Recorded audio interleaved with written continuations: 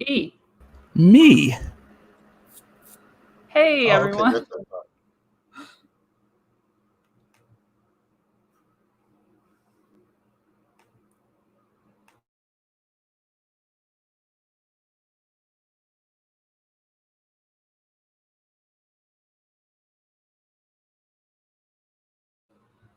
Am I starting? We're live. I thought you were We're going. live, guys. Yeah, go ahead. Yeah, we're live. This is the first and last live stream crossover radio play of The Political Matrix meets Super Awkward Funcast. If you haven't heard my radio plays, they're on superawkwardfuncast.podbean.com. You just look in, I mean, you can look up, like the last one we did was My Dinner with Andre, which didn't get a whole lot of downloads, so you can check that out from 2019. Before that, we have got like August Osage County. I'm just rattling off things. The Importance of Being Earnest, 12 Angry Men, the first one, When Harry Met Sally, and a lot of other stuff. And then I didn't do it last time and did a reading of the COVID-19, The Great Reset book. So now we're going back to finish it out with this wonderful radio play of The Matrix, which is the good one, is the first one. So thank you so much for joining us. And we have the cast here. As you can see, it's Marcus as young Morpheus, or Morpheus, in the show. And he also plays additional characters, and you'll see which ones. I'll leave that for you guys to listen to later. And Neo is played by Chris Orsai Lawson, and I am playing Trinity, and Agent Smith is played by E, or Emmanuel. And we have special guest, Jack S. Jack.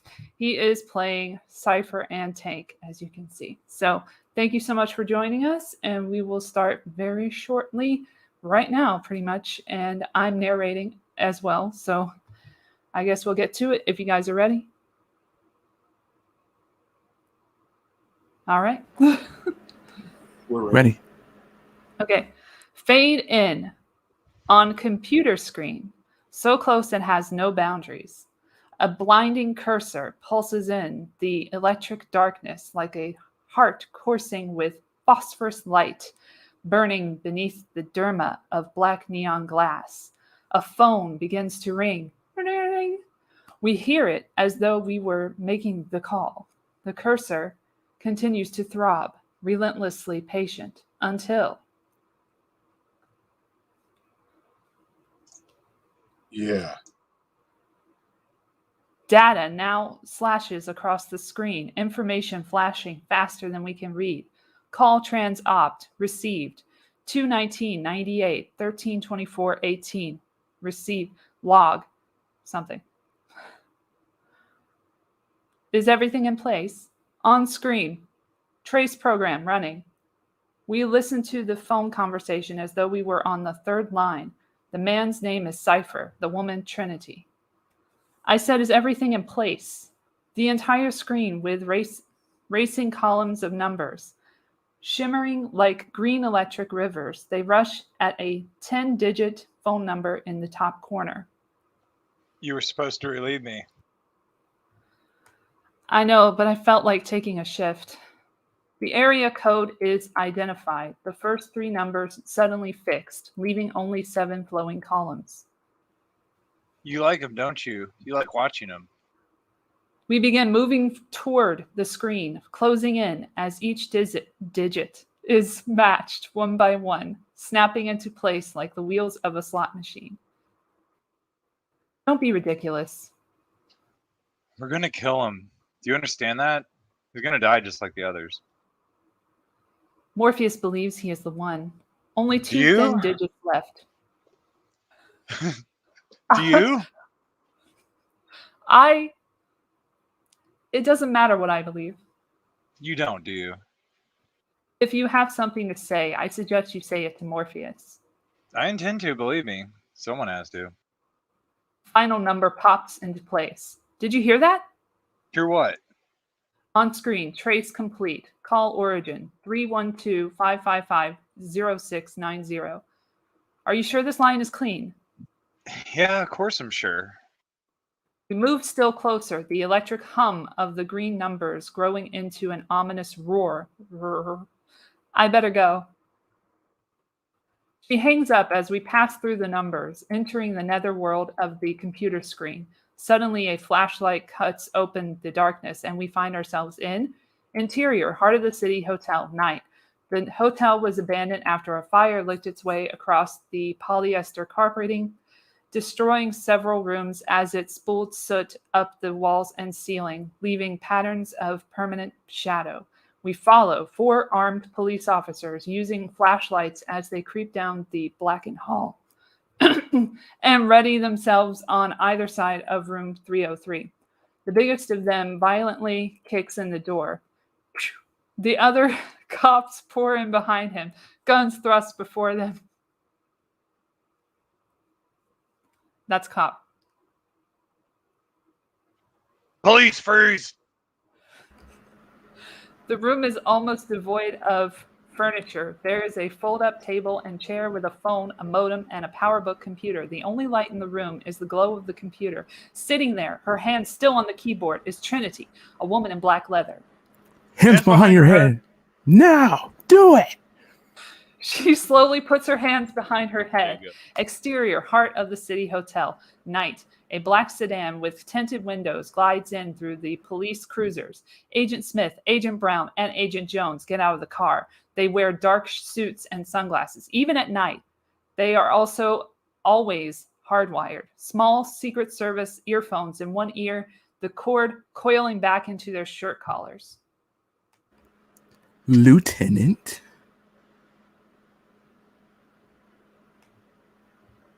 Oh, shit. Lieutenant, you were given specific orders. I'm just doing my job. You don't give me that jurisdiction, and you can cram it up your ass. The orders were for your protection. I think we can handle one little girl.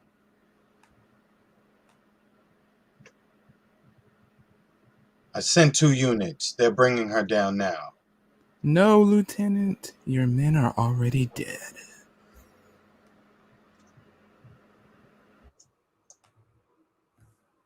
Interior, heart of the city hotel. The big cop flicks out his cuffs, the other cops holding a bead. They've done this 100 times. They know they've got her. Until the big cop reaches with the cuffs and Trinity moves. It almost doesn't register. So smooth and fast, inhumanly fast. The eye blinks and Trinity's palm snaps up and the nose explodes, blood erupting. Her leg kicks with the force of a wrecking ball and he flies back. A 250-pound sack of limp meat and bone that slams into the cop farthest from her. Trinity moves again. Bullets raking the walls. Flashlights sweeping with panic as the remaining cops try to stop a leather-clad ghost. A gun still in the cop's hand is snatched, twisted, and fired. There is a final violent exchange of gunfire, and when it's over, Trinity is the only one standing. Continued. A flashlight rocks slowly to a stop. Shit. Exterior, heart of the city hotel. Agent Brown enters the hotel while Agent Smith heads for the alley. Interior, heart of the city hotel. Trinity is on the phone, pacing. The other end is answered. Operator. Morpheus! The line was traced. I don't know how. I know. Stay calm.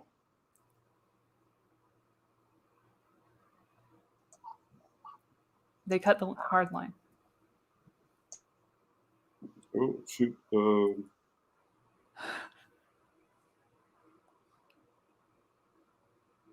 I know. Stay calm. Okay. Are there any Hard line. agents? Yes. God damn it. You have to stay focused. There is a phone. Wells and Lax. You can make it. She takes a deep breath, centering herself. All right. Go. She drops the phone. Interior, hall. She bursts out of the room as Agent Brown enters the hall, leading another unit of police. Trinity races to the opposite end exiting through a broken window onto the exterior fire escape. In the alley below, Trinity sees Agent Smith staring at her. She can only go up. Exterior, roof. On the roof, Trinity is running as Agent Brown rises over the parapet, leading the cops in pursuit. Trinity begins to jump from one roof to the next, her movements so clean, gliding in and out of each jump, contrasted to the wild jumps of the cops. Agent Brown, however, has the same unnatural grace. The roof falls away into a wide back alley. The next building is over 40 feet away, but Trinity's face is perfectly calm, staring at some point beyond the other roof. That's it. We got her now. The cops slow, realizing they are about to see something ugly as Trinity drives at the edge, launching herself into the air. From above, the ground seems to flow beneath her as she hangs in flight, then hits, somersaulting up, still running hard. Jesus Christ, that's impossible. They stare, slack-jawed, as Agent Brown duplicates the move exactly, landing, rolling over a shoulder up onto one knee. It is a dizzying chase up and over the dark plateaued landscape of rooftops and sheer cliffs of brick. Ahead, she sees her only chance, 50 feet beyond the point where her path drops away into a paved chasm. There it is! Exterior window, a yellow glow in the midst of a dark brick building. Trinity zeroes in on it, running as hard as she can, and continued, hurtles herself into the empty night space, her body leveling into a dive. She falls, arms covering her head as the whole world seems to spin on its axis. Interior back stairwell, and she crashes with an explosion of glass and wood, then falls onto a back stairwell, tumbling, bouncing downstairs, bleeding, broken, but still alive. She wheels on the smashed opening above, her gun instantly in her hand, trained, waiting for Agent Brown, but is met by only a slight wind that hisses against the fanged mew of broken glass. Trinity tries to move. Everything hurts. Get up, Trinity. You're fine. Get up. Just get up. She stands and limps down the rest of the stairs. Exterior street. Trinity emerges from the shadows of an alley, and at the end of the block, in a pool of white street light, she sees it, the telephone booth. Obviously hurt, she starts down the concrete walk, focusing in completely, her pace quickening as the phone begins to ring. Ring! Across the street, a garbage truck suddenly U-turns, its tires screaming as it accelerates. Trinity sees the headlights of the truck arcing at the telephone booth as if taking aim. Gritting through the pain, she races the truck, slamming into the booth, the headlights blindingly bright, bearing down on the box of plexiglass just as she answers the phone. There is a frozen instant of silence before the hulking mass of dark metal lurches up onto the sidewalk. Continued. Barreling through the booth, bulldozing it into a brick wall, smashing it to plexiglass pulp.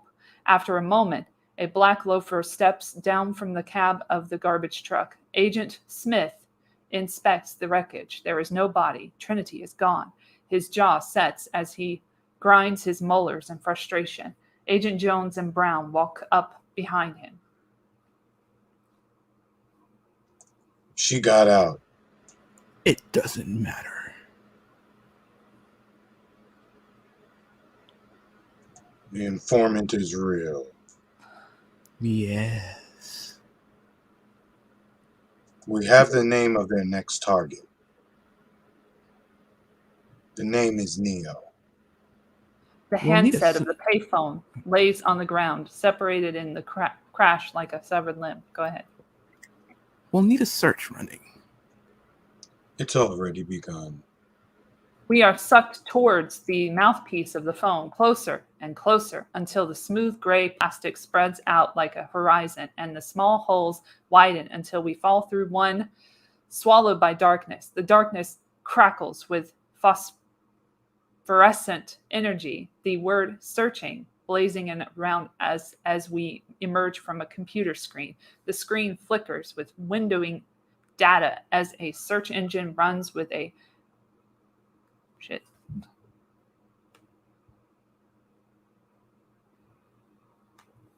Lost my place. Hold on.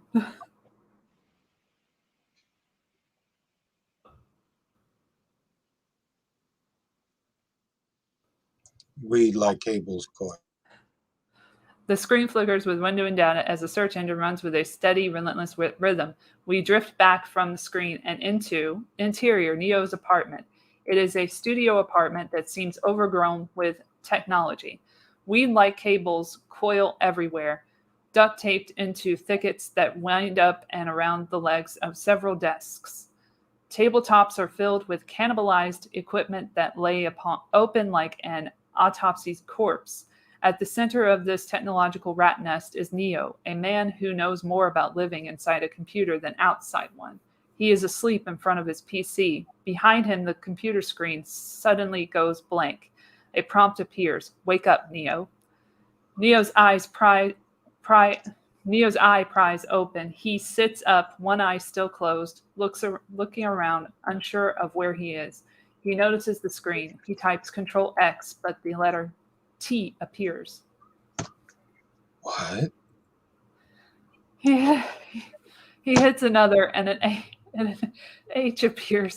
He keeps typing, pushing random functions and keys while the computer types out a message as though it had a mind of its own. He stops and stares at the 4 words on the screen. The Matrix has you. What the hell? He hits the escape button. Another message appears. Follow the white rabbit. He hits it again, and the message repeats. He rubs his eyes, but when he opens them, there's another message. Knock, knock, Neo. Someone knocks on his door, and he almost jumps out of his chair. He looks back at the computer, but the screen is now blank. Someone knocks again. Neo rises, still unnerved. It's Choi.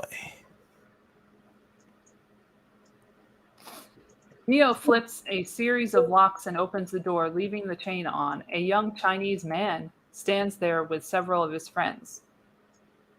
You're 2 hours late. I know. It's her fault.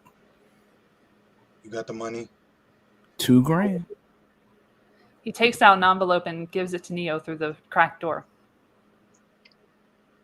Hold on. He closes the door. On the floor near his bed is a book, Baudrillard's Simulacra and Simulations. The book has been hollowed out, and inside are several computer disks. He takes one, sticks the money in the book, and drops it on the floor. He hands it to Choi. Hallelujah. You are my savior, man. My own personal Jesus Christ. If you get caught using that. I know. This never happened. You didn't exist. Right. Neo nods as the strange feeling of unrealness suddenly returns. Something wrong, man? You look a little whiter than usual. I don't know. My computer.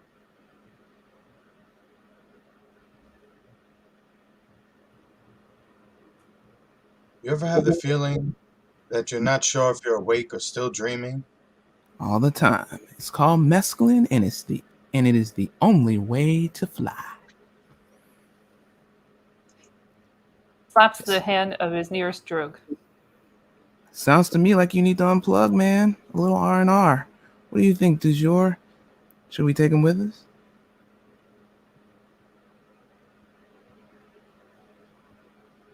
Definitely.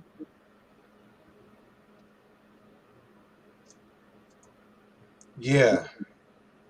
Yeah, sure. I'll go.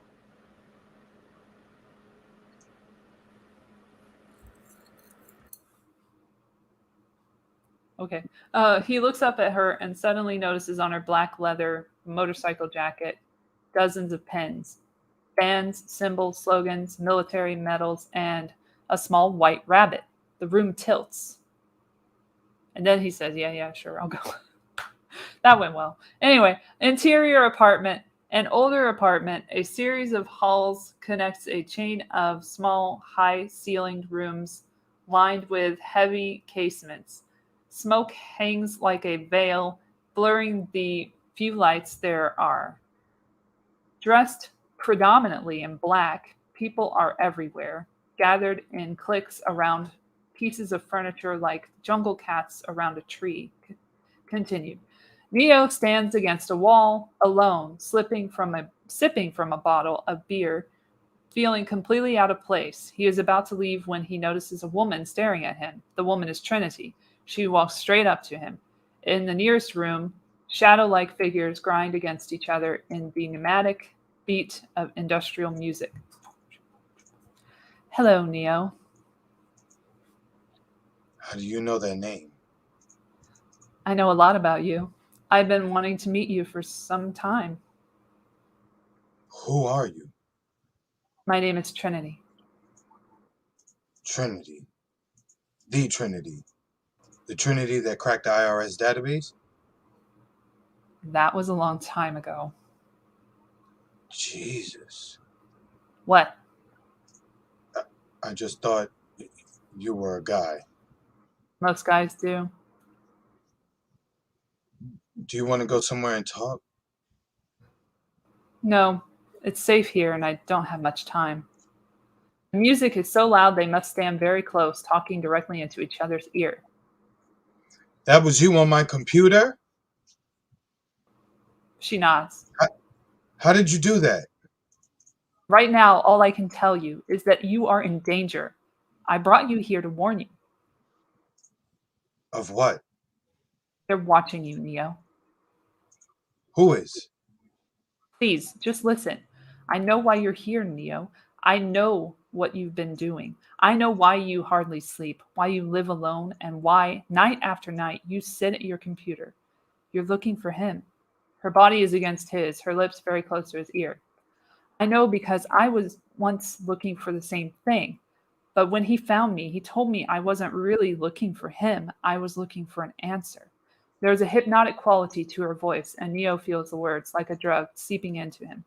It's the question that drives us, the question that brought you here. You know the question, just as I did. What is the Matrix? When I asked him, he said that no one could ever be told the answer to that question. They have to see it to believe it. She leans close, her lips almost touching his ear. The answer is out there, Neo. It's looking for you, and it will find you, and only if you want it to. She turns, and he watches her melt into the shifting wall of bodies. A sound rises steadily, growing out of the music, pressing in on Neo until it is all he can hear as we cut to interior Neo's apartment. The sound is an alarm clock, slowly dragging Neo to consciousness. He strains to read the clock face, 9:15 a.m. Shit. Exterior, skyscraper, the downtown office of Meta Cortex, a software development company. Interior, Meta Cortex office. The main offices are along each wall, the windows overlooking downtown. Reinhardt, the ultimate company man, lectures Neo without looking at him, typing at his computer continuously. Neo stares at two window cleaners on a scaffolding outside, dragging their rubber squeegees down the surface of the glass. You have seem. a problem with it? Oh, go ahead. No, you're all good. You have a problem with authority, Mr. Anderson. You believe that you are special. That somehow the rules do not apply to you. Obviously, you are mistaken. His long, bony fingers resume clicking on the keyboard. This company is one of the top software companies in the world because every single employee understands that they are part of a whole. Thus, if an employee has a problem, the company has a problem. Yes, Mr. Reinhardt, perfectly clear. The time has come for you to make a choice, Mr. Anderson. Either you choose to be at your desk on time from this day forth, or you choose to find yourself another job. Yes, Mr. Reinhardt, perfectly clear.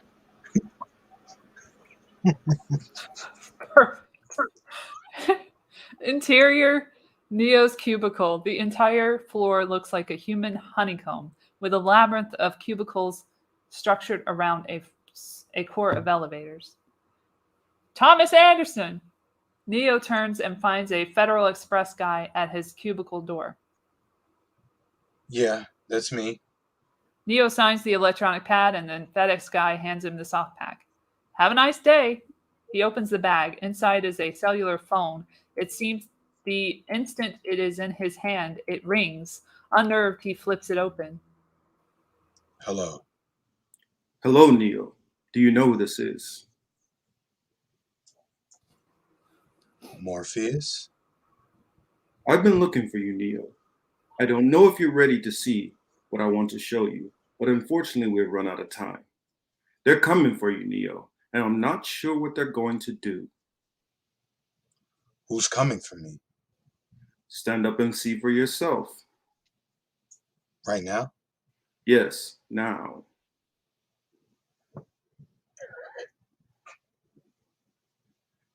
Holy shit!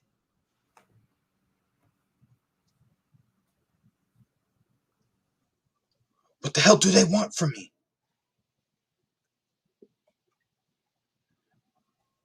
Yes. Sorry. I'm not sure. I'm not sure, but if you don't want to find out, you better get out of there. How? I can guide you out, but you have to do exactly what I say. The agents are The coming. agents are moving quickly towards the cubicle, just to give you an idea of what's happening. The cubicle across from you is empty. But what if? Go, now! Neo lunges across the hall, diving into the other cubicle just as the agents turn into his row. Neo crams himself into a dark corner, clutching the phone tightly to him. Stay here for a moment. The agents enter Neo's empty cubicle. A cop is sent to search the bathroom. Morpheus' voice is a whisper in Neo's ear. A little longer. Brown is talking to another employee. When I tell you, go to the end of the row at the first office on the left. Stay as low as you can. Sweat trickles down his forehead. Now. Now, Neo.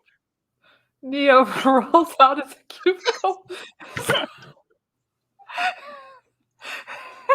His eyes popping as he freezes right behind a cop who has just turned right around. And staying crouched, he sneaks away down the row, shooting across the opening to the first office on the left. Interior, empty office. The room is empty. Duh. Good. Outside there is a scaffold. How do you know all this? The answer is coming, Neo. There is a window in front of you. Open it. He opens the window. The wind howls into the room. You can use the scaffold to get to the roof. No way! No way! This is crazy! There is a ledge. It's a short climb. You can make it. Neo looks No, down. stupid. The building's glass wall verticos into a concrete chasm. There's only two ways out of this building. One is that scaffold. The other is in their custody. You take the chance either way. I leave it up to you. Click. He hangs up. Neo looks at the door, then back at the scaffold. This is insane. Why is this happening to me? What did I do? I'm nobody. I didn't do anything. He climbs up onto the window ledge. Hanging onto the frame, he steps onto the small ledge. The scaffold seems even farther away. I'm going to die. The wind suddenly blasts up the face of the building, knocking Neo off balance. Recoiling, he clings harder to the frame and the foam falls out of his hand. He watches it as it is swallowed by the distance beneath him. This is insane. I can't do this. Forget it. He climbs back into the office just as a cop opens the door. Shit.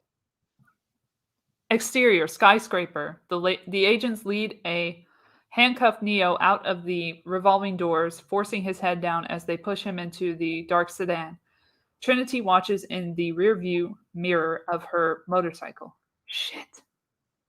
Interior, interrogation room. Clothes on a Camera monitor. A wide-angle view of a white room where Neo is sitting at a table alone. We move into the monitor, entering the room as if the monitor was a window. At the same moment, the door opens and the agents enter. Agent Smith sits down across from Neo. A thick manila envelope slaps down on the table. The name on the file, Anderson Thomas A. As you can see, we've had our eye on you for some time now, Mr. Anderson. He opens the file. Paper rattle marks the silence as he flips several pages. Neo cannot tell if he is looking at the file or at him. It seems that you have been living two lives. In one life, you are Thomas A. Anderson, program writer for a respectable software company. You have a social security number, you pay your taxes, and you help your landlady carry out her garbage. The other life is lived in computers where you go by the hacker alias Neo and are guilty of virtually every computer crime we have a law for.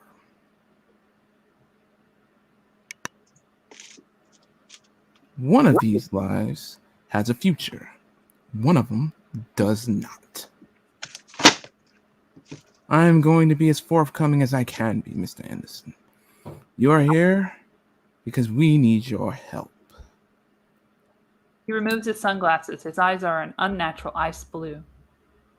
We know that you have been contacted by a certain individual, a man who calls himself Morpheus. Whatever you think you know about the man is irrelevant. The fact that he is wanted for acts of terrorism in more countries than any other man in the world. He is considered by many authorities to be the most dangerous man alive. My colleagues believe that I am wasting my time with you, but I believe that you want to do the right thing. It is obvious that you are a very intelligent man, Mr. Anderson, and you are interested in the future. That is why I believe you are ready to put your past mistakes behind you and get on with your life. Neo tries to match a stare. We are willing to wipe the slate clean, to give you a fresh start, and all we are asking in return is your cooperation in bringing a known terrorist to justice. Neo nods to himself. Yeah. Wow. Sounds like a real good deal. But I think I have a better one. How about I just give you and you give me my phone call. Agent Smith puts his glasses back on. You disappoint me, Mr. Anderson. Can't scare me with this Gestapo crap. I know my rights. I want my call. And tell me, Mr. Anderson, what good is a phone call if you are unable to speak? The question unnerves Neo, and strangely he begins to feel the muscles in his jaw tighten. The standing agents snicker, watching Neo's confusion grow into panic. Neo feels his lips grow soft and sticky as they slowly seal shut, melding into each other until all traces of his mouth are gone. Wild with fear, he lunges for the door, but the agents restrain him, holding him in the chair. You are going to help us, Mr. Anderson, whether you want to or not. Smith nods, and the other two rip open his shirt. From a case taken out of his suit coat, Smith removes a long fiber optic wiretap. Neo struggles helplessly as Smith dangles the wire over his exposed abdomen. Horrified, he watches as the electronic device animates, becoming an organic creature that resembles a hybrid of an insect and a fluke worm. Thin, whisker-like tendrils reach out and probe into Neo's navel. He bucks wildly as Smith drops the creature, which looks for a moment like an uncut umbilical cord, before it begins to furrow its tail, thrashing as it worms its way inside. Interior, near Neo's apartment, night, screaming. Neo bolts upright in bed. He realizes that he is home. Was it a dream? His mouth is normal. His stomach looks fine. He starts to take a deep, everything is okay breath when the phone rings. Ring! It almost stops his heart. It continues ringing, ring! Building pressure in the room, forcing him out of bed, sucking him in with an almost gravitational force. He answers it, saying nothing. The line is tapped, so I must be brief. The agents. They got to you first, but they've underestimated how important you are. If they knew what I know, you'd probably be dead. What are you talking about? What the hell is happening to me? You're the one, Neo. You see, you have spent your last few years looking for me, but I've spent my whole life looking for you. Do you still want to meet? Yes. Go to the Adam Street Bridge. Click. He closes his eyes, unsure of what he has done. Exterior, city street, night. It is just beyond the middle of the night, that time when it seems there are no rules and everything feels unsafe. Neo's boots scrape against the concrete. Every pair of eyes he passes seems to follow him. Rain pours from a black sky. As he reaches the bridge, headlights creep in behind him. He turns just as the car slides quickly to a stop beside him. The back door opens. Get in! Interior car. A large man named Apoc is driving. Beside him is a beautiful androgynous person called Switch, aiming a large gun at Neo. Window wipers beat heavily against the windshield.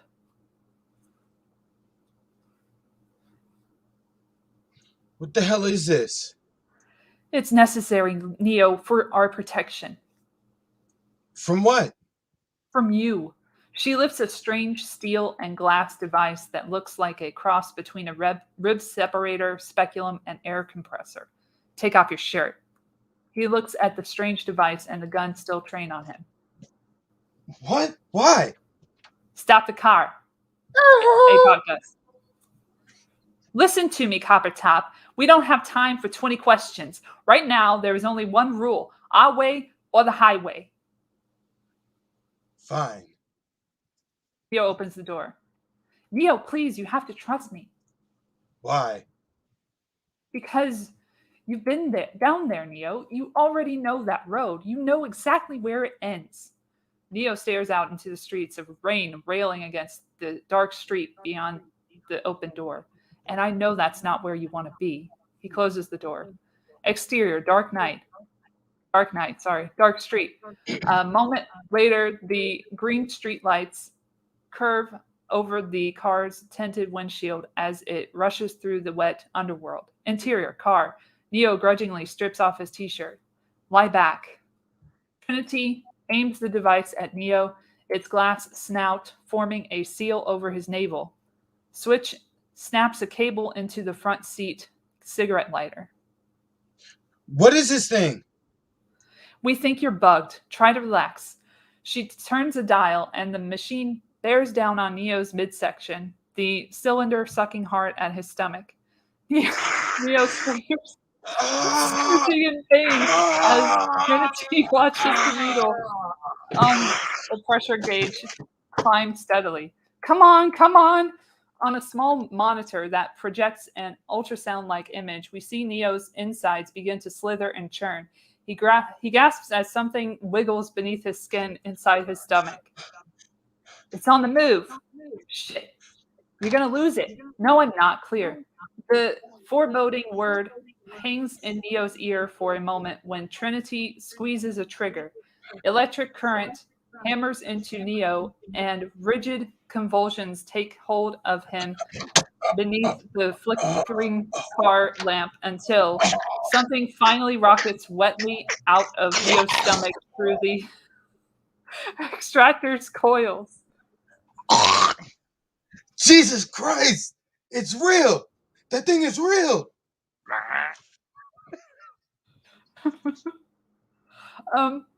Trinity lifts a glass cage at the end of the tubing. Inside, the small fluke-like bug flips and squirms, its tendrils flapping against the clear walls. She unrolls the window and dumps it out. Exterior car. It hits the pavement with a metallic tink, reverted back into a common wiretap as the car disappears into the rainy night. Exterior, Hotel Lafayette. The car stops in a deserted alley behind a forgotten hotel. Interior, Hotel Lafayette. It is a place of putrefying elegance, a rotting host of urban maggotry. Trinity leads Neo from the stairwell down to the hall of the 13th floor. They stop outside room 1313. This is it. Neo can hear his own heart pounding. Let me give one piece of advice. Be honest. He knows more than you can possibly imagine. Interior, room 1313. Across the room, a dark figure stares out the tall windows veiled with decaying lace. He turns and his smile lights up the room. A dull roar of thunder shakes the old building. At last. He wears a long black coat and his eyes are invisible behind circular, mirrored glasses. He strides to Neo and they shake hands. Welcome, Neo. As you no doubt have guessed, I am Morpheus. It's an honor. No, the honor is mine. Please, come sit.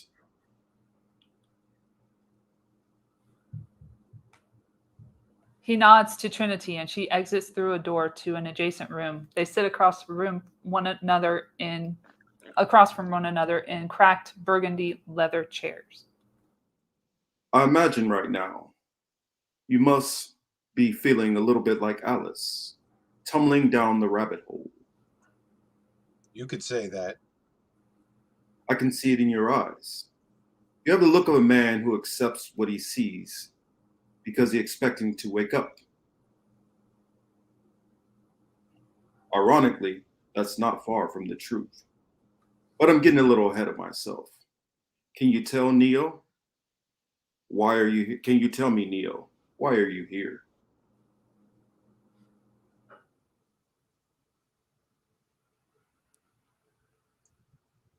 Neo. You're Morpheus. You're a legend. Most hackers would die to meet you. Yes, thank you. But I think we both know there's more to it than that. Do you believe in fate, Neo? No, Why not? because I don't like the idea that I'm not in control of my life. I know exactly what you mean.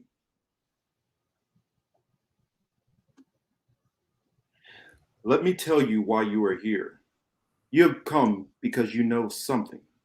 What you know you cannot explain, but you feel it. You felt it your whole life. Felt that something is wrong with the world. You don't know what, but it's there, like a splinter in your mind, driving you mad. It is the feeling that brought you to me. Do you know what I'm talking about? The Matrix. Do you want to know what it is? Hmm. The Matrix is everywhere. It is all around us. Here in this room, you can see it on your window or on your television. You feel it when you go to work or go to church or pay your taxes. It's the world that has been pulled over your eyes to blind you from the truth.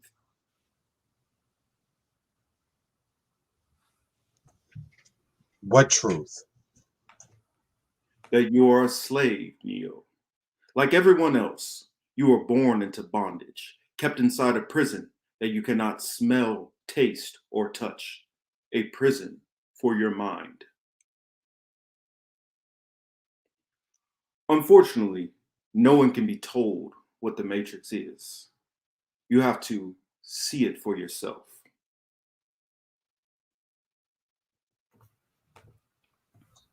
Morpheus opens his hands. In the right is a red pill, in the left a blue pill.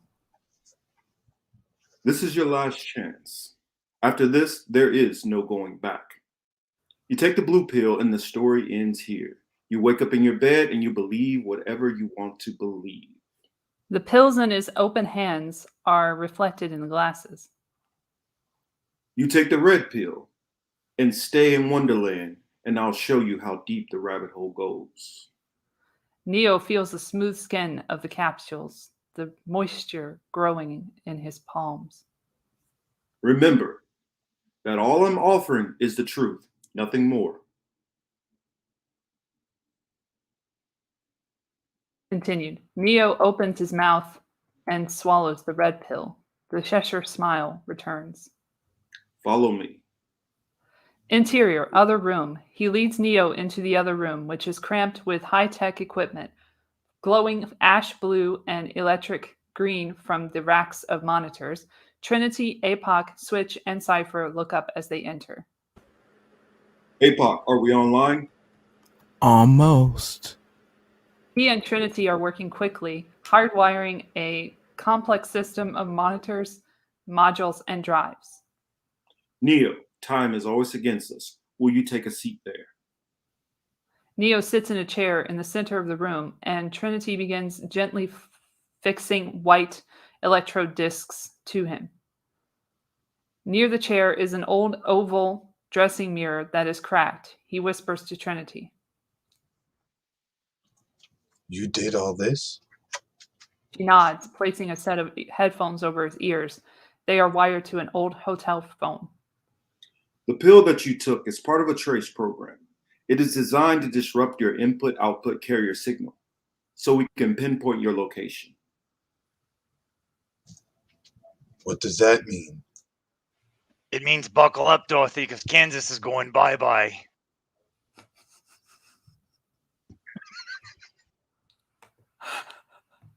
Continued. Distantly through the earphones, he hears APOC pounding on a keyboard. Sweat beads his face. His eyes blink and twitch when he notices the mirror. Wide-eyed, he stares at it as it begins to heal itself, a webwork of cracks that slowly run together as though the mirror were becoming liquid. Did you?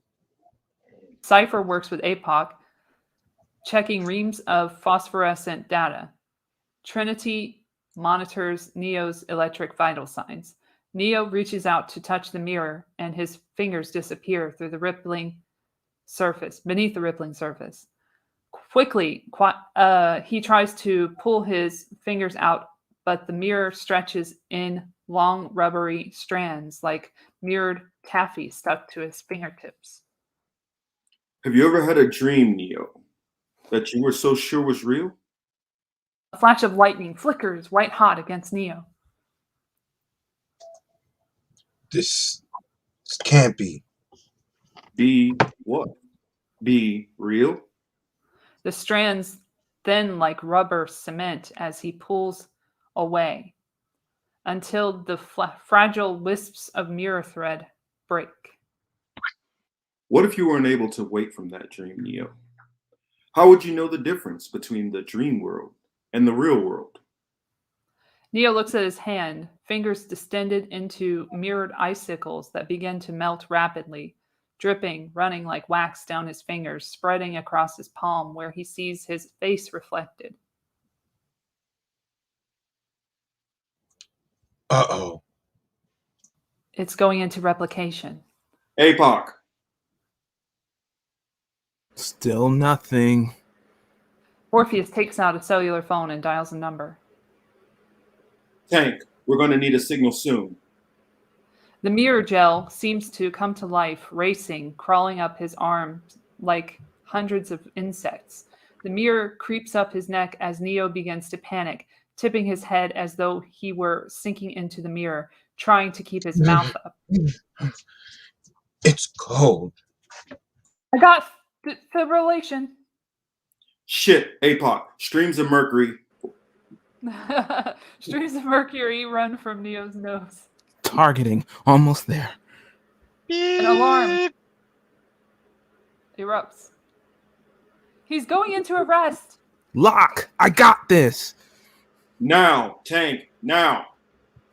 His eyes tear with mirror, rolling up and closing as a high-pitched electric scream erupts in the headphones. It is a piercing shriek like a computer calling to another computer. Neo's body arches in agony, and we are pulled like we were pulled into the holes of the phone, sucked into a scream and swallowed by darkness. Interior power plant, clothes on man's body, floating in a magenta amnion. Continued. His body spasms, fighting against the thick gelatin. Metal tubes, surreal versions of hospital tubes, obscure his face. Other lines, like IVs, are connected to limbs and cover his genitals. He is struggling desperately now. Air bubbles into the jello, but does not break the surface. Pressing up, the surface distends, stretching like a red rubber cocoon. Unable to breathe, he fights wildly to stand, clawing at the thinning elastic shroud until it ruptures, a hole widening around his mouth as he sucks for air. Tearing himself free, he emerges from the cell. It is Neo. He is bald and naked, his body slick with gelatin. Dizzy, nauseous, he waits for his vision to focus. He is standing in an oval capsule of clear alloy filled with magenta gelatin, the surface of which has solidified like curdled milk. The IVs in his arms are plugged into outlets that appear to be grafted to his flesh. He feels the weight of another cable and reaches up to the back of his head where he finds an enormous coaxial plugged and locked into the base of his skull. He tries to pull it out, but it would be easier to pull off a finger. To either side, he sees other tube-shaped pods filled with magenta gelatin. Beneath the wax-like surface, pale and motionless, he sees other human beings. Fanning out in a circle, there are more, all connected to a center core, each capsule like a red, dimly glowing petal attached to a black metal stem. Above him, level after level, the stem rises seemingly forever. He moves to the foot of the capsule and looks out. The image assaults his mind. Towers of glowing petals spiral up to incomprehensible heights, disappearing down into a dim murk like an underwater abyss. His sight is blurred and warped, exaggerating the intensity of the vision. The sound of the plant is like the sound of the ocean heard from inside the belly of Leviathan, sorry. From above, a machine drops directly in front of Neo. He swallows his scream as it seems to stare at him. It is almost insect-like in its design. Beautiful housings of alloyed metal covering organic-like systems of hard and soft polymers. The machine seizes hold of Neo, paralyzing him as the cable lock at the back of his neck spins and opens. The cable disengages itself. A long, clear plastic needle and cerebrum chip slides from the interior of Neo's skull with an ooze of blood and spinal fluid. The other connective hoses snap free and snake away as the machine lets Neo go. Suddenly, the back of the unit opens and a tremendous vacuum like an airplane door opening sucks the gelatin and then Neo into a black hole. Interior waistline. The pipe is a waste disposal system and Neo falls, sliding with the clot of gelatin, banking through pipe spirals and elbows, flushing up through grease traps clogged with oily clamps of cellulite. Interior sewer main. Neo begins to drown when he is suddenly snatched from the flow of waste. The metallic cable then lifts, pulling him up into the belly of the futuristic flying machine hovering inside the sewer main. Interior hovercraft. The metal harness opens and drops the half-conscious Neo onto the floor. Human hands and arms help him up as he finds himself looking straight at Morpheus. He smiles.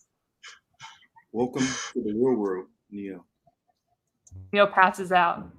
Fade in. Interior, hovercraft. We have no sense of time. We hear voices whispering. We've done it, Trinity. We've found him. I know you're right. I mean, I hope you're right. Oops. I hope you're right. I don't have to hope. I know it. Neo's eyes flutter open. We see Morpheus' face above us, angelic in the fluorescent glow of a light stick. Am I dead? Far from it. Fade to black.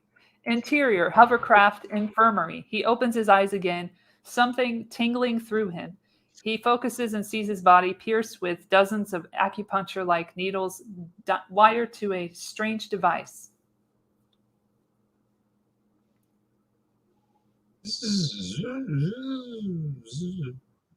What are you doing? Your muscles have atrophied. We're rebuilding them. Fluorescent light sticks burn unnaturally bright. Why do my eyes hurt? You've never used them before. Morpheus closes Neo's eyes and Neo lays back. Rest, Neo. The answers are coming. Interior, Neo's room. Neo wakes up from a deep sleep, feeling better. He begins to examine himself. There is a futuristic IV plugged into the jack in his forearm. He pulls it out, staring at the grafted outlet. He runs his hand over the short hair now covering his head. His fingers find and explore the large outlet in the base of his skull. Just as he starts to come unglued, Morpheus opens the door. Morpheus, what's happened to me? What is this place? More important than what is when. When? You believe the year is 1997, when in fact it is much closer to 2197. I can't say for certain what year it was because we honestly don't know. The wind is knocked from Neo's chest.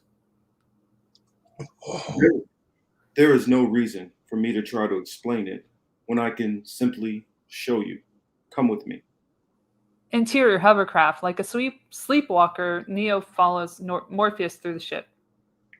This is my ship, the Nebuchadnezzar. It's a hovercraft. Small like a submarine. It's cramped and cold, but it's home. They climb a ladder up to the main deck. Interior main deck. Everyone is there. This is the main deck. You know most of my crew. Trinity smiles and nods. The ones you don't know, that's Mouse, Cypher, and Switch. Those two guys are Tank and Dozer.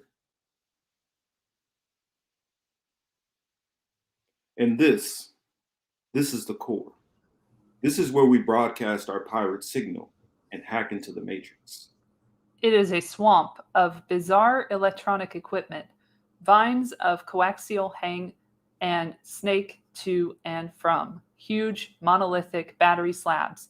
A black portable satellite dish and banks of life systems and computer monitors. At the center of the web, there are 6 ectoskeleton chairs made of a polyalloy frame and suspension harness. Near the circle of chairs is the control console and operator station where the network is monitored. You want to know what the Matrix is, Neo? The answer is right here. He touches the back of Neo's head. Help him, Trinity. Neo allows himself to be helped into one of the chairs. He feels Morpheus guiding a coaxial line into the jack at the back of his neck. The cable has the same kind of cerebrum chip we saw inside the plant. This will feel a little weird. There are several disturbing noises as he works the needle in. We move in as Neo's shoulders hunch and his face tightens into a grimace until a loud click fires and his ears pop like when you equalize underwater. He relaxes, opening his eyes as we pull back to a feeling of weightlessness inside another place. Interior, construct.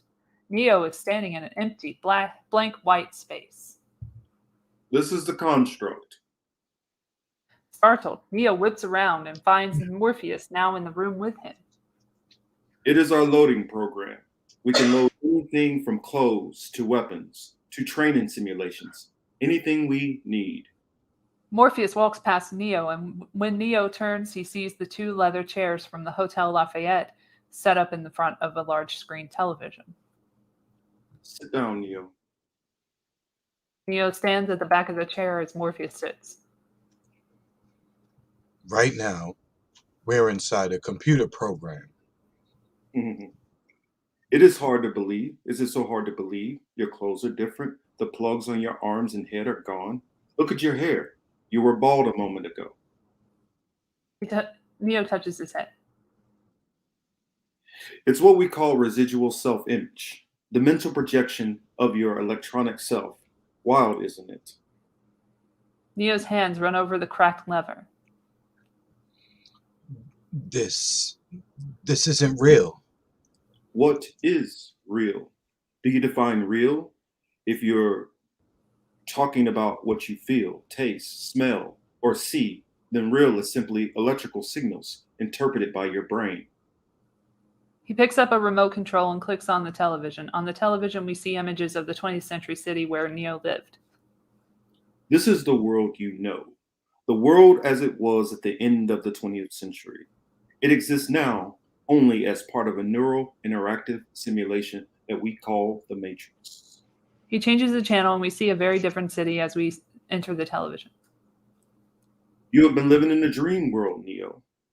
As in Baldwin's vision, your whole life has been spent inside the map, not the territory. This is the world as it exists today. In the distance, we see the ruins of a future city protruding from the wasteland like the blackened ribs of a long dead corpse. The desert of the real. Beneath us, the water is gone. We turn and descend, spiraling down toward the lake bed, which is scorched and split like burnt flesh, where we find Morpheus and Neo. Neo clings to the chair, trying to get his bearings. We only have bits and pieces of information. What we know for certain is that at some point in the early 20th century, all of mankind was united in celebration. Through the blinding inebriation and hubris, we marveled at our magnificence as we gave birth to AI. AI? You mean artificial intelligence? Yes, a singular consciousness that spawned an entire race of machines. I must say, I find it almost funny to imagine the world slapping itself on the back, toasting the new age. I say almost funny. He looks up and his sunglasses reflect the obsidian clouds rolling overhead. We don't know who struck first, us or them, but we do know it was us that scorched the sky. At the time, they were dependent on solar power. It was believed they would be unable to survive without an energy source as abundant as the sun. As we descend into the circular window of his glasses, there is a flash of lightning. Throughout human history, we have been dependent on machines to survive. Fate, it seems, is without a sense of irony. Not without. Exterior fetus fields. On the flesh, we pull back from the darkness which reveals itself to be the black eye of a fetus. The machines discovered a new form of fusion. All they needed was a small electrical charge to initiate the reaction. The fetus is suspended in a placenta-like husk where its malleable skull is already growing around the brain shack. The human body generates more bioelectricity than a 120-volt battery and over 20,000 BTUs of body heat. The husk hanging from a stalk is plucked by a thresher-like farm machine. There are fields, endless fields, where human beings are no longer born. We are grown. We rise up, the field stretching in every direction to the horizon, lightning tearing open the sky as a harvester sweeps past us. Interior, power plant. From the yawning black of the waste port, We begin to pull back as it snaps shut. Red amniotic gel flows into the pod below us, pulling around a tiny newborn that suckles its feed tube.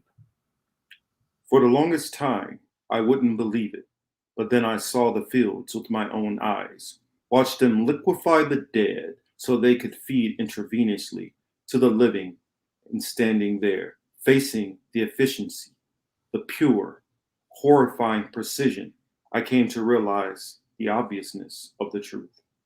Still pulling back, we see the image of the power plant now on the television as we return to this white space of the construct. Interior construct.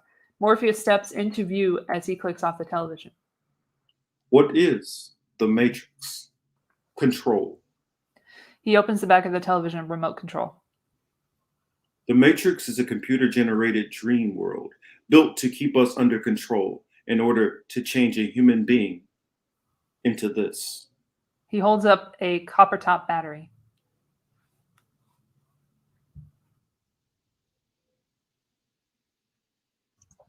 No, I don't believe it. It's not possible. I didn't say it would be easy, Neo. I just said it would be the truth. Stop. Let me out. I want out. Interior, main deck. His eyes snap open and he thrashes against the chair, trying to rip the cable from the back of his neck. Get this thing out of me. Easy, Neo. Easy.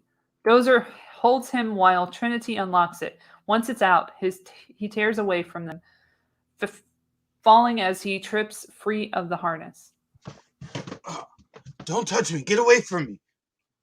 On his hands and knees, he reels as the world spins. Sweat pours off him as a pressure builds inside his skull as if his brain had been put into a centrifuge.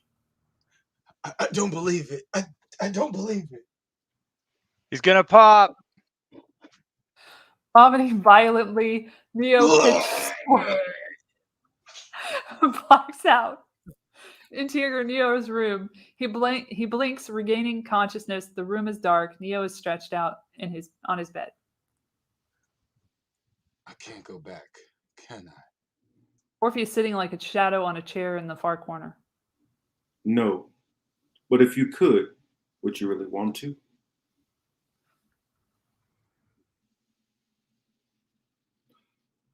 I feel I owe you an apology. There's a rule. We do not free a mind once it's reached a certain age.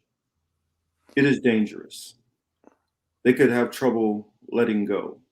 Their mind turns against them. I've seen it happen. I'm sorry. I broke the rule because I had to. He stares into the darkness. When the Matrix was first built, there was a man born inside that had the ability to change what he wanted to remake the Matrix as he saw fit. It was this man that freed the first of us and taught us the truth. As long as the Matrix exists, the human race will never be free.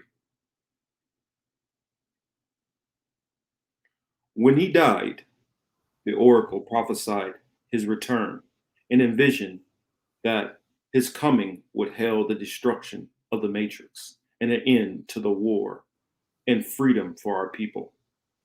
That is why there are those of us that have spent our entire lives searching the Matrix, looking for him. I did what I did because I believe the search is over. He stands up. Get some rest. You're going to need it. For what? Your training. Interior hovercraft. There is no morning. There is only darkness, and then the fluorescent light sticks flicker on. Interior, Neo's room. Neo is awake in his bed, staring up at the lights. The door opens and Tank steps inside. Morning. Did you sleep? No. You will tonight. I guarantee it. I'm Tank. I'll be your operator. He offers his hand and Neo shakes it. He notices that Tank doesn't have any jacks. You don't have... Any holes? No. Me and my brother Dozer, we were 100% pure old-fashioned homegrown human, born free right here in the free world. Genuine child of Zion. Zion? If this war ended tomorrow, Zion is where the party would be. It's a city. Yeah, the last human city. It's the only place we got left. Where is it? It's kind of like deep underground near the Earth's core, where it's like still warm. You live long enough, you might even see it. Goddamn, I got to tell you, I'm fairly excited to see what you're capable of. I mean, if Morpheus is right about all this shit and whatnot, we're not supposed to talk about any of that. But if you are, well, this is going to be an exciting time. We've got a lot to do, so let's get to it. Interior, main deck. Neo is plugged in, hanging in one of the suspension chairs. Continue. We're supposed to load all these operation programs first, but this is some major boring shit. Why don't we start with something a little fun? Tank smiles as he plops into his operator's chair. He begins flipping through a tall carousel loaded with microdiscs. How about some combat training? Neo reads the label on the disc. Jiu-jitsu. I'm going to learn jiu-jitsu. Tank slides the disc into Neo's supplement drive. No way. Smiling, Tank punches the load code. His body jumps against the harness as his eyes clamp shut. The monitors kick wildly as his heart pounds, adrenaline surges, and his brain sizzles. An instant later, his eyes snap open. Holy shit. Hey, Mikey, he likes it. Ready for more? Hell yes. Interior main deck, close on a computer monitor as gray pixels slowly fill a small, half-empty box.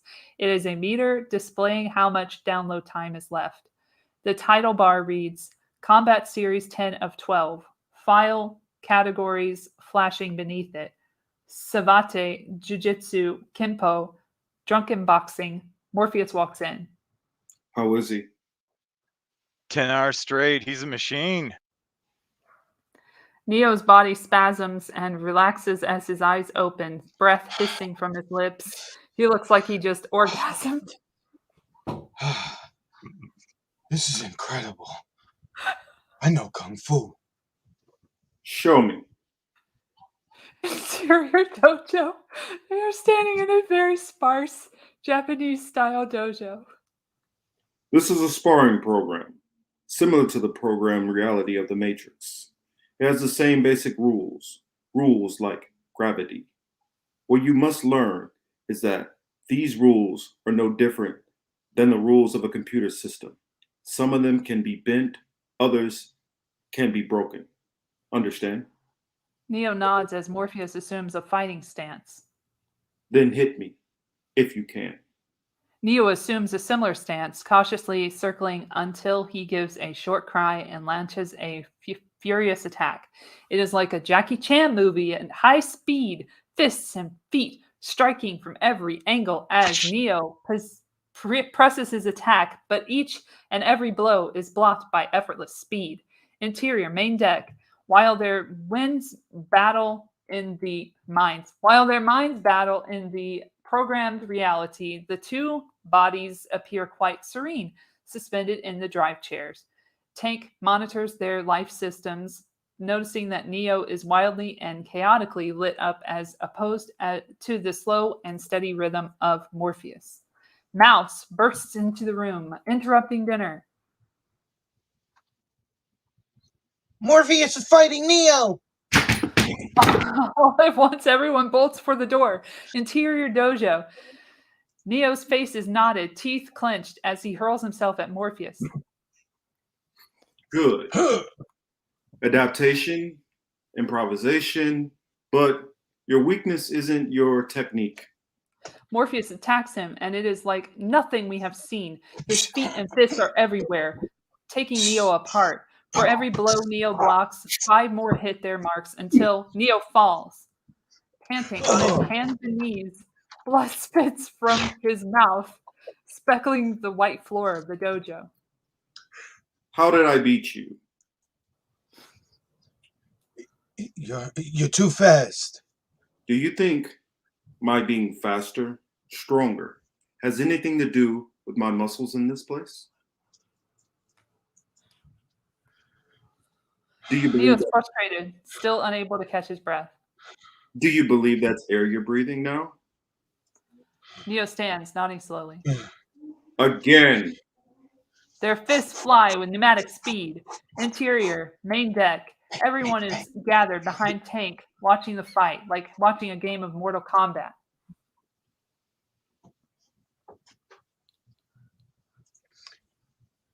Jesus Christ, he's fast. Look at all his neurokinetics. They're way above normal. Interior dojo. Morpheus begins to press Neo, countering blows while slipping in several stinging slaps. Come on, Neo.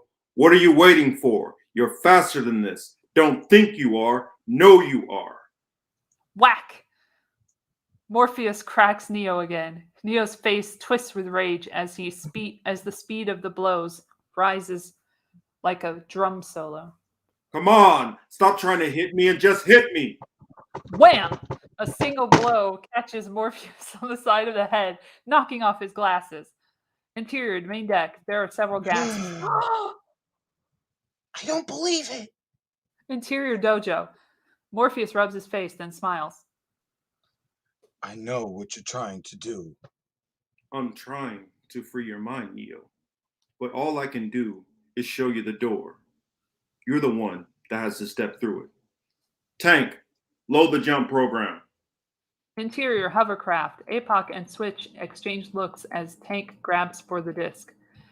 Interior construct, rooftop, day. Morpheus and Neo are again in the white space of the construct. Beneath their feet, we see the jump program brush up at them until they are standing on a rooftop in a city skyline.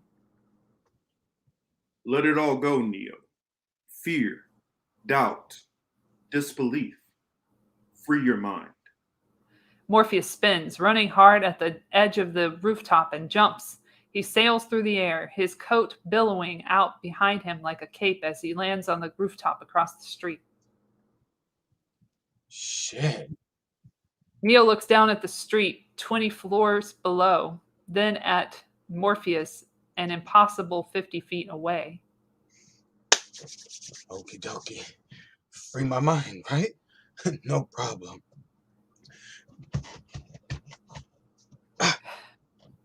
Interior main deck, they are transfixed. What if he makes it?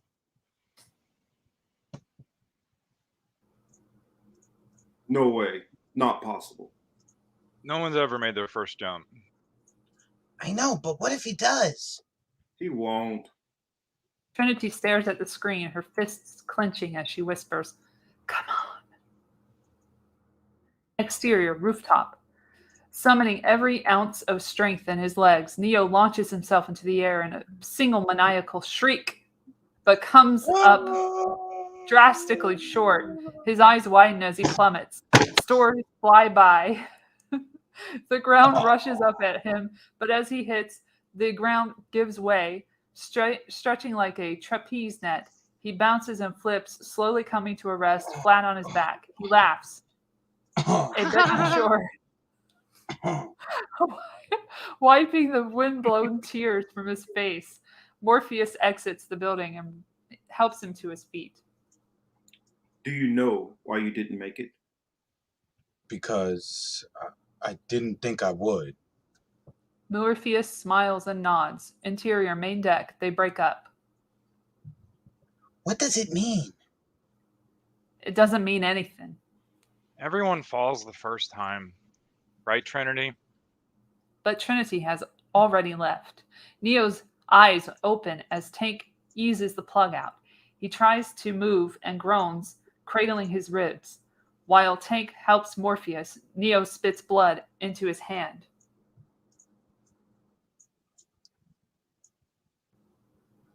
I thought it wasn't real. Your mind makes it real. Neo stares at the blood. If you're killed in the Matrix, do you die here? The body cannot live without the mind. Interior, Neo's room. Trinity enters from the hall, carrying a tray of food. Neo, I saved you from some dinner. She sees him passed out on the bed. She sets the tray down and pulls the blanket over him. She pauses, her face close to him, then inhales lightly, breathing in the scent of him before slowly pulling away. Interior hall. Trinity steps out of Neo's room to find Cypher watching her. I don't remember you ever bringing me dinner. Trinity says nothing. Something about him, isn't there? Don't tell me you're a believer now. I just keep wondering if Morpheus is so sure, why doesn't he take him to the Oracle? She would know. Morpheus will take him when he's ready. She turns and he watches her walk away. Exterior, city street, training program, day. Morpheus moves effortlessly through a crowded downtown street while Neo struggles to keep up, constantly bumped and shouldered off the path. The Matrix is a system, Neo, and the system is our enemy. But when you're inside and you look around, what do you see? Businessmen, lawyers, teachers, carpenters, the minds of the very people we are trying to save. But until we do, these people are still part of the system, and that makes them our enemy. A cop writing a parking ticket stares at Neo from behind his sunglasses. You have to understand that most of these people are not ready to be unplugged, and many of them are so inured, so hopelessly dependent on the system that they will fight to protect it. A beautiful woman in a red dress smiles at Neo as she passes by. Were you listening to me, Neo? Or were you looking at the woman in the red dress? I was. Look again. Neo turns just as Agent Smith levels a gun at his face. Neo screams. Freeze it. Everything except Morpheus and Neo freezes. This isn't the Matrix. No. It's another training program designed to teach you one thing. If you are not one of us, you are one of them. What are they? Sentient programs. They can move in and out of any software still hardwired to the system. That means that anyone that we haven't unplugged is potentially an agent. Inside the Matrix, they are everyone and they are no one. Neo stares at the agent. We've survived by hiding from them, running from them. But they are the gatekeepers. They hold all the doors, holding all the keys, which means that sooner or later, someone is going to have to fight them.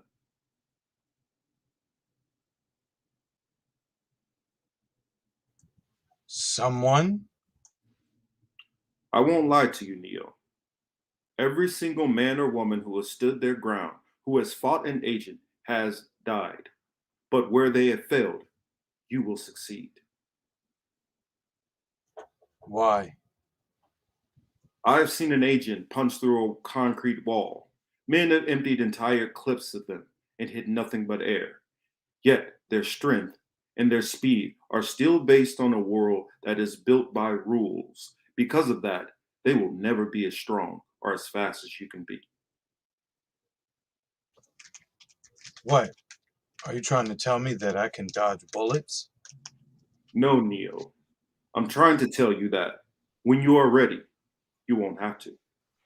Ring. We got trouble. Oh, sorry. Exterior, sewer main. Dude, never gonna Esther. Blisters by. Trailing a swirling, supercharged electromagnetic wake. Interior, cockpit. Morpheus slides into the co-pilot's chair next to Dozer. Did Zion send a warning? No, another ship. Big brother, I think. They're running a parallel pipeline. Morpheus scans the decayed landscape of the sewer main that rolls by as Neo and Trinity squeeze into the cockpit behind him. An alarm begins to sound. Shit, Squiddy is in quick. Set it down there. Squiddy? A sentinel. It's a killing machine designed for one thing. Search and destroy. Neo feels the ship rock to the side as it squeezes into a tiny supply line. Exterior hovercraft, the Nebuchadnezzar sets down, almost wedged into a pipe that barely accommodates its size. Interior cockpit, Morpheus clicks the intercom. How are we doing, Tank?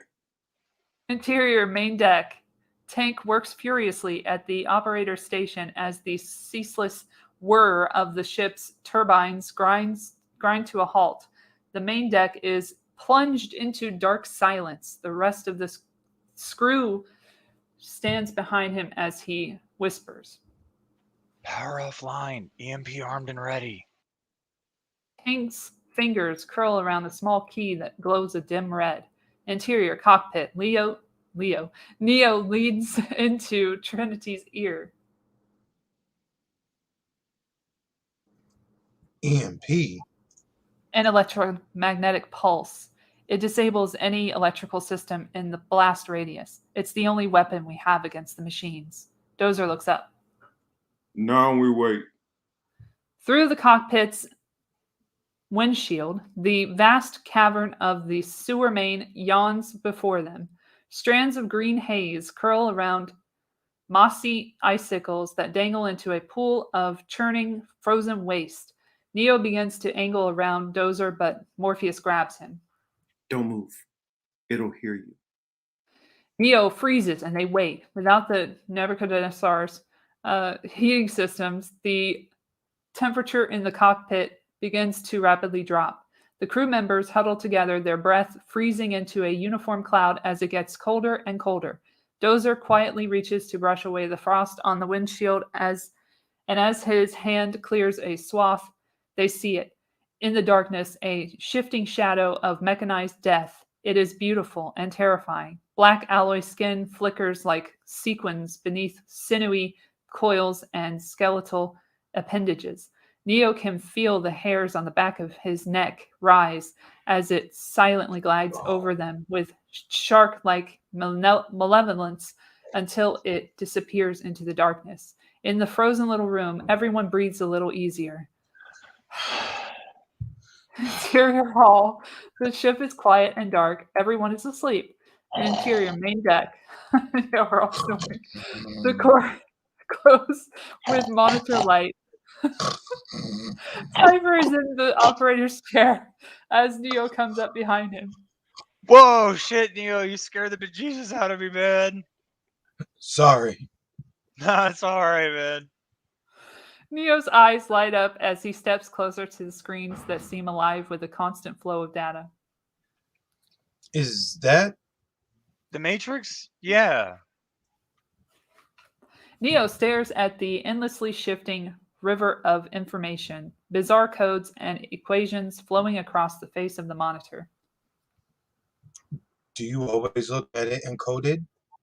Have to. The image translators sort of work for the construct programs, but there's like way too much information to decode the Matrix. You get used to it though. Your brain does the translating.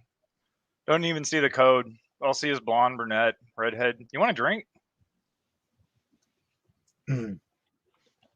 You know, I know what you're thinking, because right now I'm thinking the same thing. Actually, to tell you the truth, I've been thinking the same thing ever since I got here. He raises the glass. Why, oh, why didn't I take the blue pill? He throws the shot down his throat. Neo does the same, and it almost kills him. Smiling, Cypher slaps him on the back. Good shit, eh? Dozer makes it. It's good for two things: degreasing engines and killing brain cells. Red-faced, Neo finally stops coughing. Cypher pours him another. Can I ask you something? Did he happen to tell you why he did it? Why you're here? What? Yeah. Jesus, what a mind job. You're here to save the world? You gotta be shitting me. What do you say to something like that? He looks down at his drink. I'm gonna let you in on a little secret here. Now, don't tell him I told you this, but this ain't the first time Morpheus thought he, found the one. Really? Bet your ass. It keeps it going. Maybe it keeps us all going. How many were there? 5. since I've been here. What happened to them? Dead. All dead. How? Honestly, Morpheus. He got them amped up believing some bullshit. I watched each of them take on an agent, and I watched each of them die. A little piece of advice. You see an agent, you do what we do. Run. Run your ass off. Mhm. Thanks for the drink. Anytime. Sweet Cypher dreams. nods as Neo heads for the ladder. Sweet dreams, sugar lamb. Interior restaurant night. Chamber music and the ambiance of wealth soak the restaurant around us as we watch a serrated knife saw through a thick, gorgeous steak. The meat is so perfect, charred on the outside, oozing red juice from the inside, that it could be a dream. We hear a voice that we recognize immediately. Do we have a deal, Mr. Regan? A fork stabs the cube of meat, and we follow it up to the face of Cypher. You know, I know that this steak doesn't exist. And then when I put it in my mouth, the Matrix is telling my brain that it is juicy and delicious. And after 9 years, do you know what I've realized? He shoves it in, eyes rolling up, savoring the tender beef melting in his mouth. Ah, ignorance is bliss. Agent Smith watches him chew the steak loudly, smacking it between his teeth. So goddamn good. Then we have a deal. I don't want to remember nothing. Nothing, you understand? And I want to be rich. Someone important like an actor. You can do that, right? Whatever you want, Mr. Regan. Cypher takes a deep drink of wine. All right. You can get my body back into a power plant, reinsert me in the Matrix, and I'll get you what you want. Access codes to the Zion mainframe. Told you I don't know them, but I can give you the man who does. Morpheus. Interior mess hall. Close on breakfast, a substance with a consistency somewhere between yogurt and cellulite. Here you go, buddy. Breakfast at Champions. Tank slides it in front of Neo and takes a seat with the other crew members, enjoying breakfast. You mean the breakfast, lunch, and dinner at Champions? If you close your eyes, it almost feels like you're eating runny eggs. Or a bowl of snot? But you know what it really reminds me of? Cream of wheat. Did you ever eat cream of wheat? No, but technically neither did you. Exactly my point.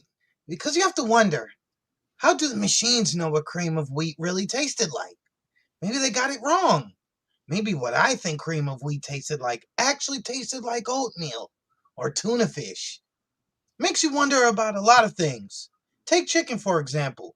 Maybe they couldn't figure out what to make chicken taste like, which is why chicken tastes like everything. And maybe... Shut up, Mouse.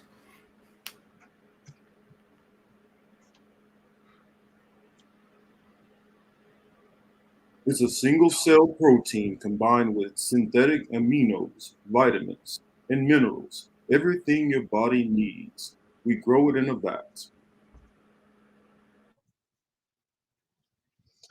Oh no, it doesn't have everything the body needs. He sidles up to Neo. So I understand you've run through the agent training program. You know, I wrote that program. Here it comes. So what did you think of her?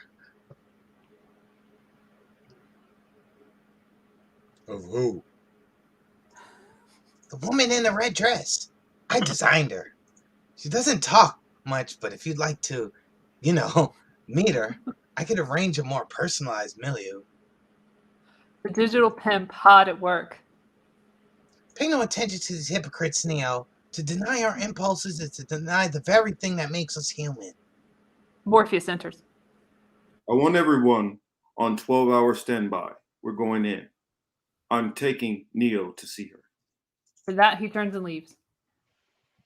Continued. See who? The Oracle, bro. Interior main deck. Everyone is strapped into their chairs. Tank is at the operator's station. All right, y'all. Everyone, please observe that there are no smoking and fashion seatbelt signs have been turned on. Sit back and enjoy your flight. He strikes the enter key and we rush clockwise over the chairs, each body reacting as we cut to interior, Hotel Lafayette, room 1313. Spinning counterclockwise around an old phone that rings inside the empty room until we spin full circle and find everyone now standing there. Morpheus answers the phone. Ring. We're in. Exterior, Hotel Lafayette, day. The door opens, and for the first time since his release, Neo steps back into the Matrix. He squints at the sun, which seems unnaturally bright. He is the only one without sunglasses. Apoc and Switch remain at the door as the others enter the alley. We should be back in an hour. Cypher opens the driver's door of an old car as Trinity, Morpheus, and Neo cross to the car. Cypher glances about quickly, then drops something inside a garbage can. Continue. It is a cellular phone, and we see its blue display as the line connects. Interior car. Neo sits beside Trinity in the back. He cannot stop staring as the simple images of the urban street blur past his window like an endless stream of data rushing down a computer screen. Almost unbelievable, isn't it? Neo nods as the car continues to wind through the crowded city. God, What? I used to eat there. Really good noodles. He is speaking in a whisper, almost as if talking to himself. I have these memories from my entire life, but none of them really happened. He turns to her. What does that mean? That the Matrix cannot tell you who you are. But an oracle can? That's different. Obviously. He turns to the window for a moment and then turns back. Did you go to her? Yes. What did she tell you? She told me. She looks at him and suddenly she is unable to speak or even breathe. What? The car suddenly jerks to a stop. We're here. Neo, come with me. Neo and Morpheus get out of the car. Cypher looks into the rearview mirror at Trinity. Here we go again, Atrin. He smiles as she turns to the window. Exterior building. Tenement-like and vast. It is the kind of place where people can disappear. Interior building. Morpheus nods to a blind man who nods back. An elevator opens and Neo follows Morpheus inside. Interior elevator. The idea of learning one's fate begins to weigh upon Neo with a steadily growing unease. So this is the same oracle that made the prophecy? Yes. She's very old. She's been with us since the beginning. The beginning? Of the resistance. And she knows what? Everything? She would say she knows enough. And she's never wrong. Don't think of it in terms of right and wrong. She is a guide, Neo. She can help you find the path. She helped you. Yes. What did she tell you? That I would find the one. Ding! The elevator opens. Interior hall. The long, dark hall beckons. Neo follows Morpheus out of the elevator, and the doors rattle shut behind him. With every step, a disturbing sense of inevitability closes in around him. At the end of the hall, Morpheus steps to the side of a door. I told you that I can only show you the door. You have to step through it. Neo blows out a breath. His hand reaches but stops, hovering over the spherical handle. He backs away.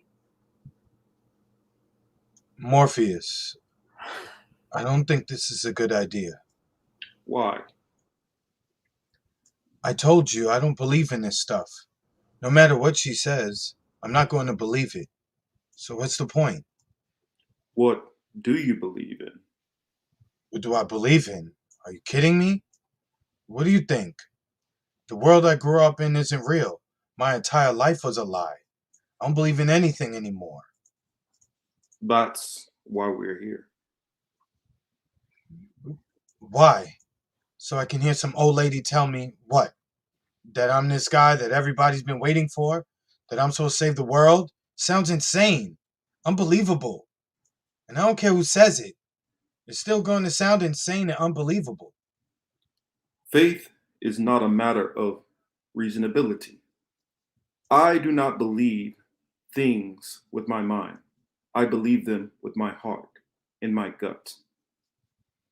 And you believe I'm the one. Yes, I do. Yeah? What about the 5 guys? What about the other 5 guys? The 5 before me? What about them?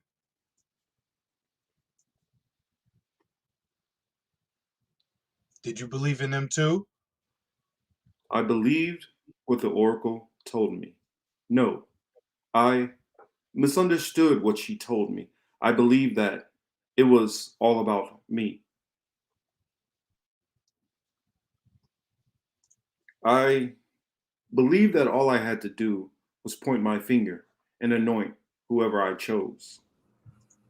I was wrong. Neo, terribly wrong. Not a day or night passes that I do not think of them. After the 5th, I lost my way. I doubted everything the oracle had said. I doubted myself. He looks up at Neo. And then I saw you, Neo. And my world changed. You can call it an epiphany. If you can call it whatever the hell you want, it doesn't matter. It's not about a word. It's about this. So I can't explain it to you. All I can do is believe, Neo. Believe that one day you will feel what I felt and know what I know. You are the 6th and the last. You are the one. His eyes blaze. Until that time, all I'm asking from you, for you, is to hold on to whatever respect you may have for me and trust me. Neo feels a rush from Morpheus's intensity, the unadulterated confidence of a zealot. All right. He reaches for the handle, which turns without him even touching it. A woman, wearing white, opens the door. Hello, Neo. You're right on time. Interior, Oracle's apartment. It seems particularly normal. Make yourself at home, Morpheus. Thank you. Neo, come with me. She leads Neo down another hall and into what appears to be a family room. There's another woman in white, sitting on a couch watching a soap opera. Scattered about the room are a half-dozen children. Some of them are playing, others are deep in meditation. All of them exude a kind of Zen calm. These are the other potentials. You can wait here. Neo watches a little girl levitate wooden alphabet blocks. Closer to him, a skinny boy with a shaved head holds a spoon which sways like a blade of grass. In front of him is a pile of spoons bent and twisted into knots. Neo crosses to him and sits. The boy smiles and hands Neo the spoon, which is now perfectly straight. Do not try to bend the spoon. That is impossible. Instead, only try to realize the truth. What truth? That there is no spoon. Neo nods, staring at the spoon. There is no spoon? Then you will see that it is not the spoon that bends. It is only yourself.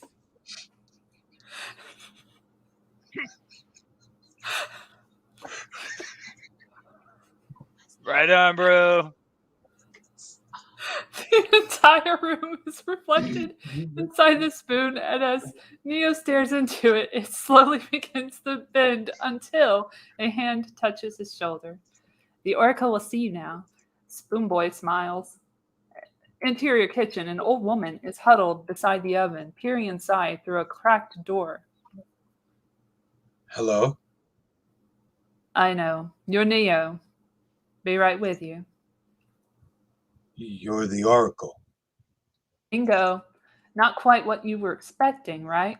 I gotta say, I love seeing you non believers. Always a pip, always almost done. Smell good, don't they? Yeah, I'd ask you to sit down, but you're not going to anyway. And don't worry about the vase. what vase? He turns to look around and his elbow knocks a vase from the table. It breaks against the linoleum floor. That vase. Shit, I'm sorry. She pulls out a tray of chocolate chip cookies and turns.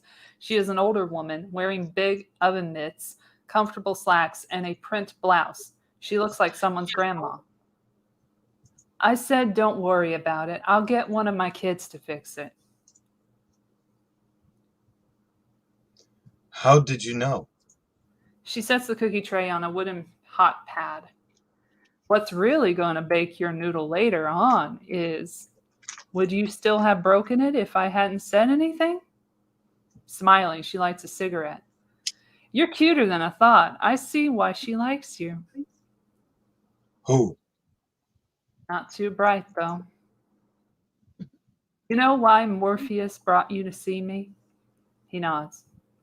So, what do you think? You think you're the one? Honestly, I don't know. She gestures to a wooden plaque, the kind every kitchen has, except that the words are in Latin. You know what that means? It's Latin. Means know thyself. I'm going to let you in on a little secret.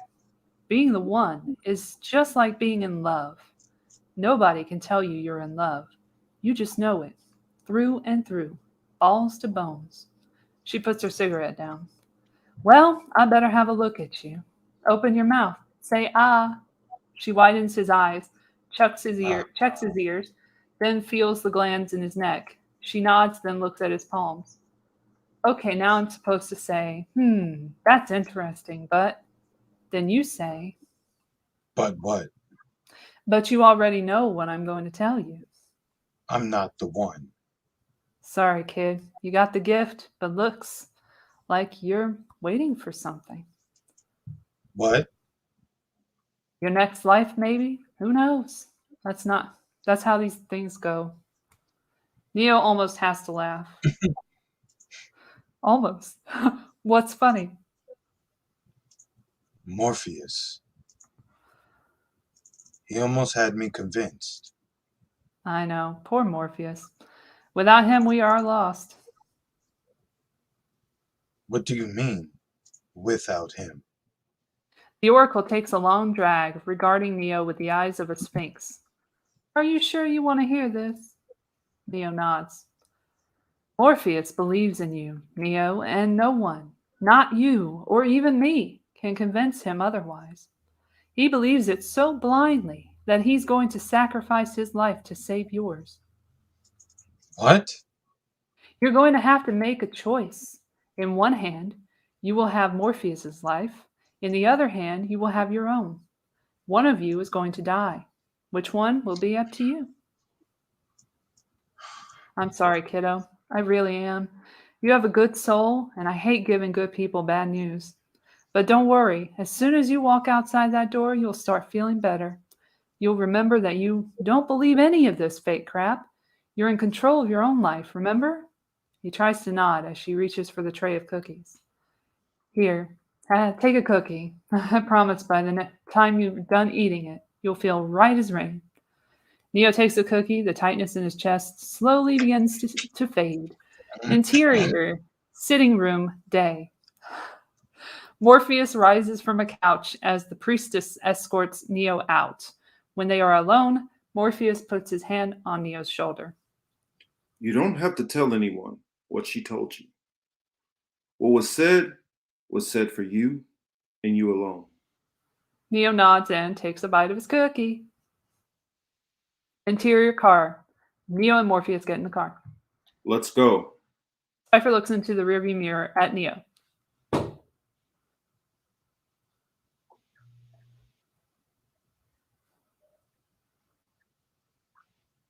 Cypher.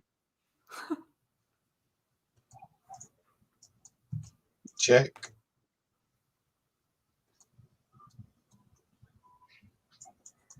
Okay. Well, good news. Well, Good news or bad news? Not now, Cypher. Cypher slaps the car in gear and pulls into traffic. Trinity looks at Neo, who is staring at the final bit of cookie. He puts it in his mouth and chews. Are you all right? Right as rain. Interior room, 1313 day. Mouse's cellular rings. Ring, ring. Welcome to Movie Phone. They're on their way. Exterior, city street, day. As they get out of the car, Cypher smiles at Neo. Like the man says, welcome to the real world. Cypher, following the others into the hotel, nervously glances around, wiping the sweat from his forehead. Interior main deck. Sweat rolls down Cypher's face and neck, and at the operator station, Tank is typing rapidly. What is that? Interior Hotel Lafayette day. Light filters down the throat of the building through a caged skylight at the top of the open elevator shaft. 6 figures slide up the dark stairs that wind around the antique elevator. Neo notices a black cat, a yellow-green eyeshadow that slinks past them and pads quickly down the stairs. A moment later, Neo sees another black cat that looks and moves identically to the first one. Whoa. Deja vu. Those words stop the others dead in their tracks. Interior main deck. The monitors suddenly glitch as though the Matrix had an electronic seizure. Oh shit, oh shit.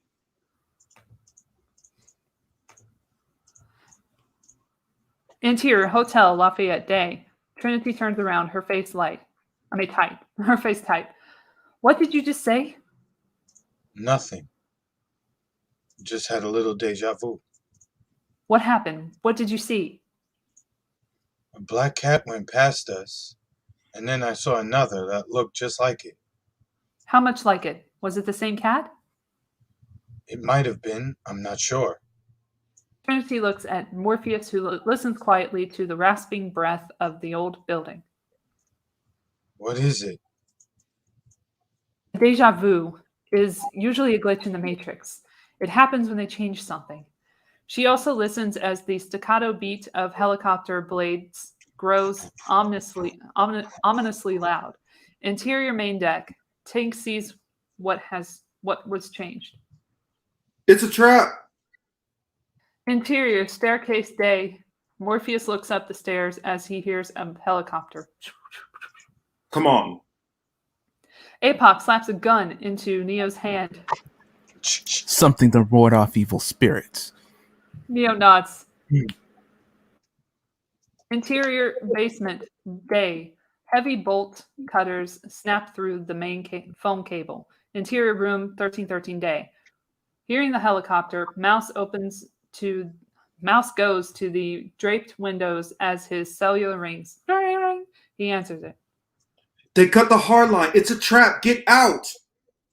Mouse yanks open the curtain. Oh no. The windows are bricked up. Mouse spins as the rumble of combat boots builds, then explodes into the room. Interior main deck. Tank watches helplessly. No, no, no. Exterior stairs stay. Morpheus stops as Mouse's scream is drowned out by the report of machine gun fire. Interior room 1313 day. Mouse sails backwards as bullets pound him against the spattered brick window.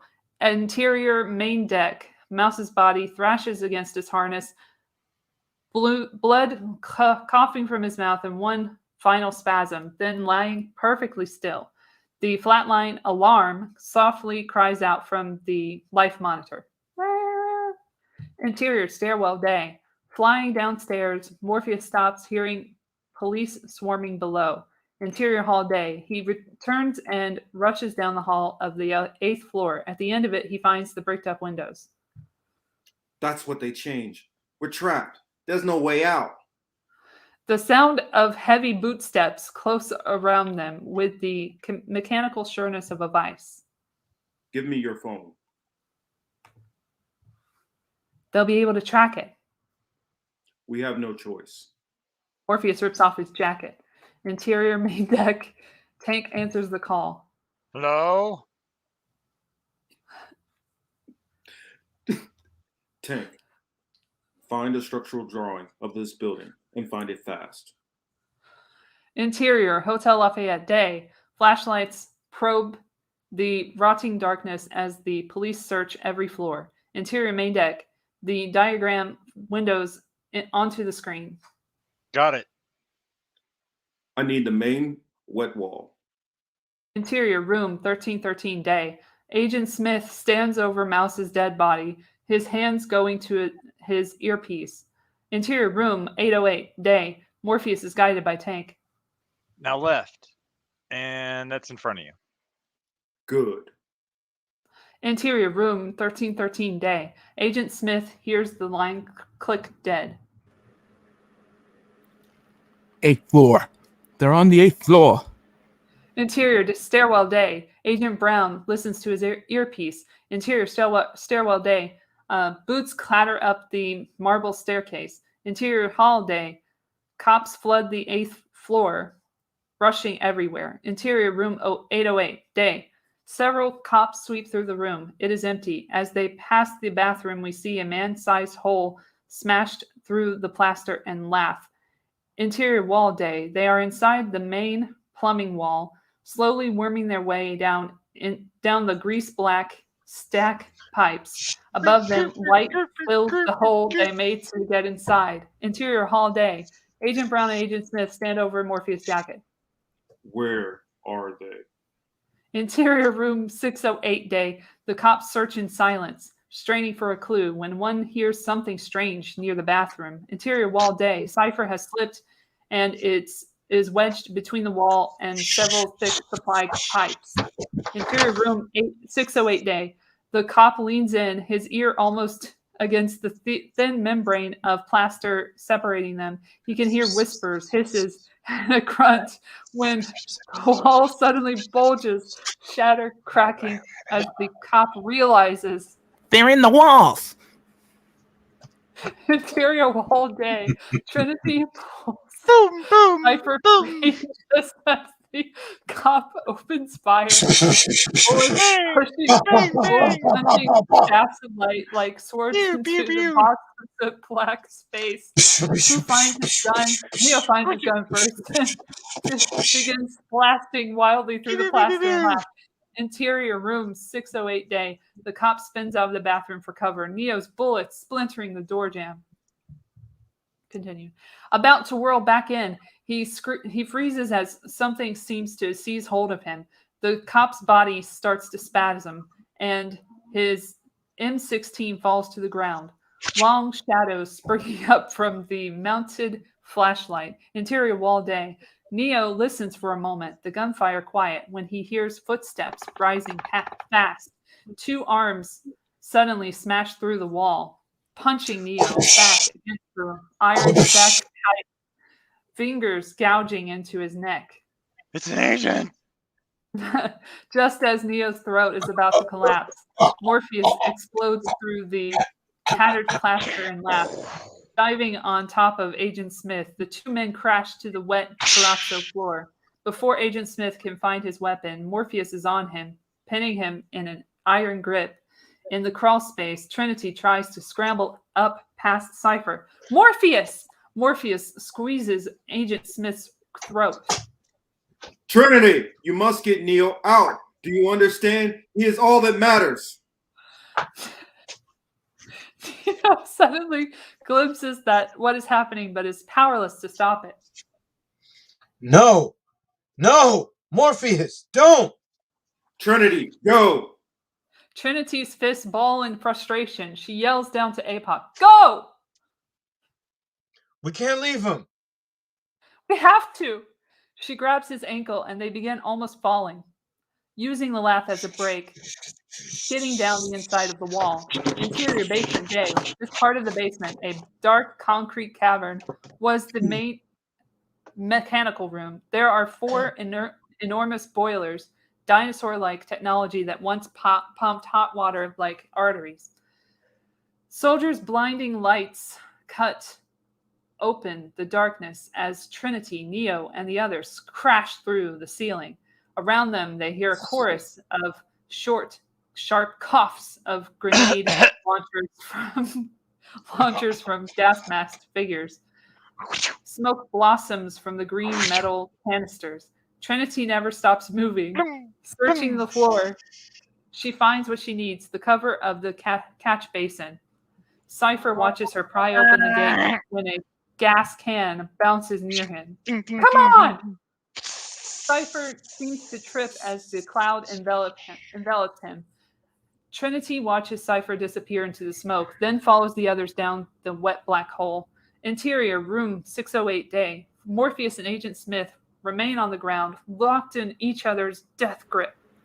The great Morpheus. We meet at last. And you are? Smith. I am Agent Smith.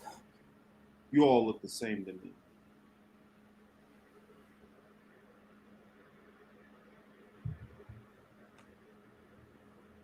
Agent Smith counters Morpheus and slowly begins to pry his hands from his throat, striking like a viper. Morpheus drives a vicious headbutt into Agent Smith's face. His nose and glasses shatter. Agent Smith, unfazed, smiles, blood oozing from the shattered bridge of his nose, and returns Morpheus's head, but with three of his own in pneumatic succession. Morpheus staggers back, his body going slack when another kick buries him deep into crunching plaster, and laugh. Morpheus turns in time to see a wall of men in the doorway. Take him. The wall of cops rushes Morpheus, filling the tiny bathroom until he disappears under the tide. Interior main deck. Tank reaches out to the screen as if reaching for Morpheus. No! Exterior street day. A manhole cover cracks open. Two eyes peek out just as a truck rattles over it. The thunder dopplers away and the cover opens. Trinity climbs out. Interior main deck. Tank is again at the monitors, searching the matrix when the phone rings. Bang! Operator. I need an exit fast. Cypher.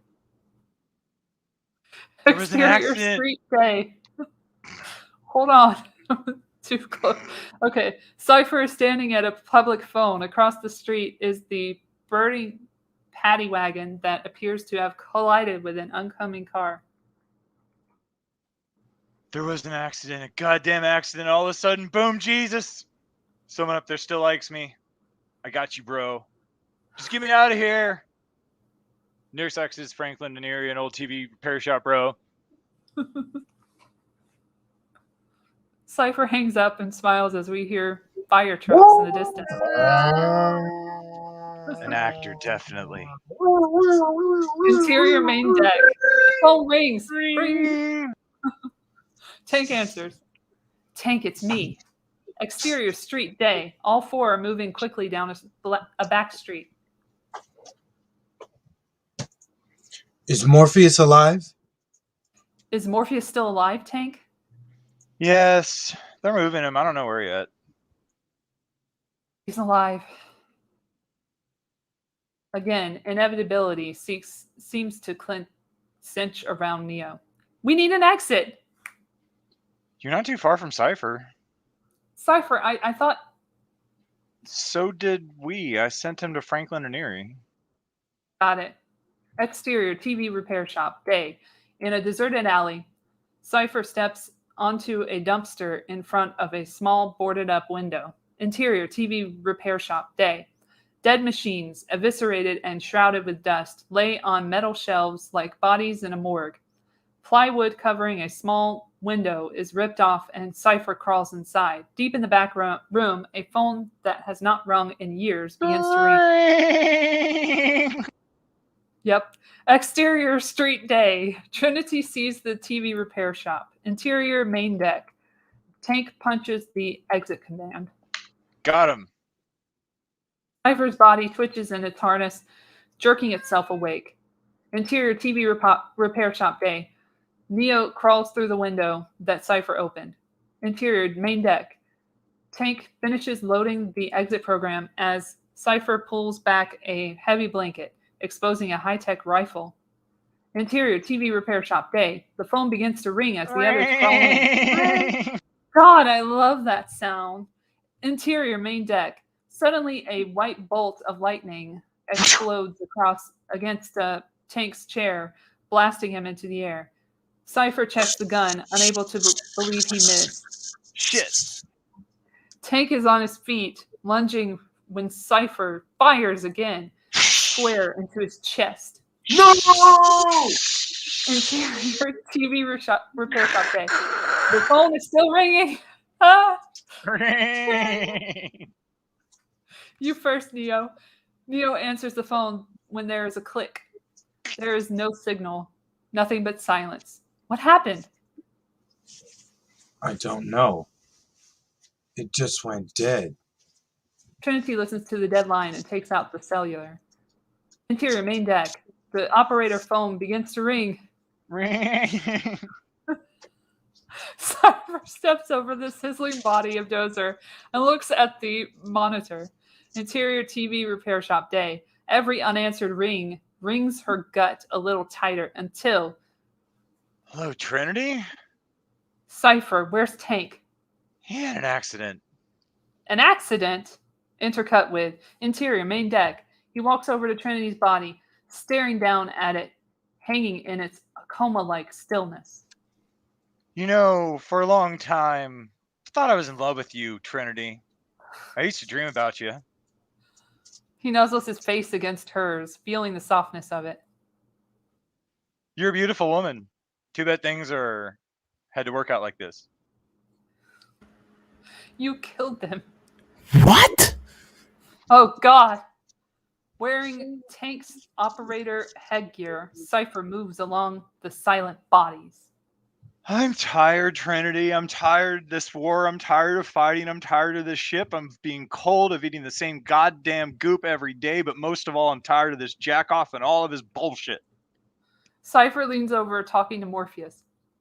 Surprise, asshole! But you never saw this coming, did you? God, I wish I could be there when they break you. I wish I could walk in just as it happened. So right then, you know it was me.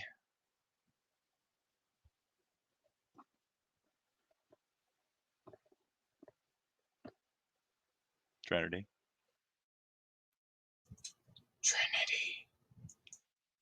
My God, Morpheus! You gave them Morpheus! Oh, I was muted. Sorry. My God, Morpheus.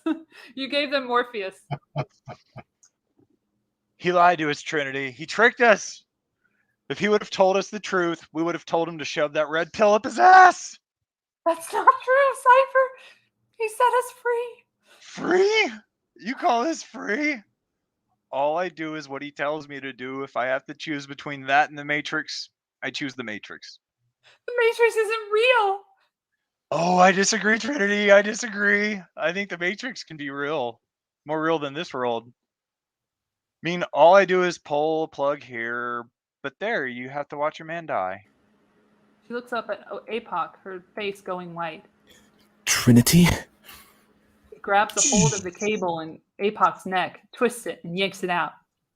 Welcome to the real day, baby. APOC seems to go blind for an instant, a scream caught in his throat, his hands reaching for nothing, and then falls dead. No! But you're out, Cypher. You can't go back. That's what you think. They promised to take me back. They're going to reinsert my body. I'll go back to sleep, and when I wake up, I'll be fat and all rich, and I won't remember a goddamn thing. It's the goddamn American dream. He laughs. His hand slightly moving on his switch as he takes hold of her plug. By the way, if you have anything terribly important to say, Switch, I suggest you say it now. Oh no, please don't. Trinity's eyes find Switch, and she knows she's next. Not like this, not like this.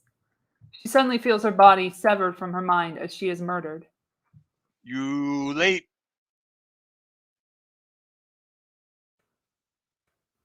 God damn you, Cypher. Don't hate me, Trinity. I'm just the messenger. Right now, I'm going to prove it to you. He stands over Neo. If Morpheus was right, then there's no way I could pull this plug, is there? She turns to Neo, eyes wide with fear, and he knows he is next. If Neo's the one, then in the next few seconds there has to be some kind of miracle or some shit like that to stop me, right? I mean, how can he be the one if he's dead and whatnot? He takes hold of the cord. You never did answer me, Trinity, when I asked you before. Did you buy Morpheus bullshit? Come on, you can't tell me, did you? All I want is a little yes or no. Look into his eyes, Trinity, those big pretty eyes, and tell me the truth, yes or no.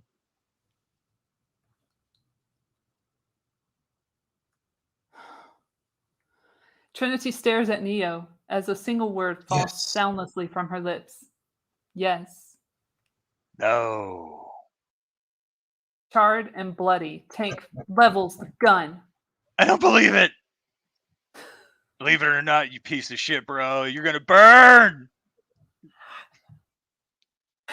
He fires a crackling bolt.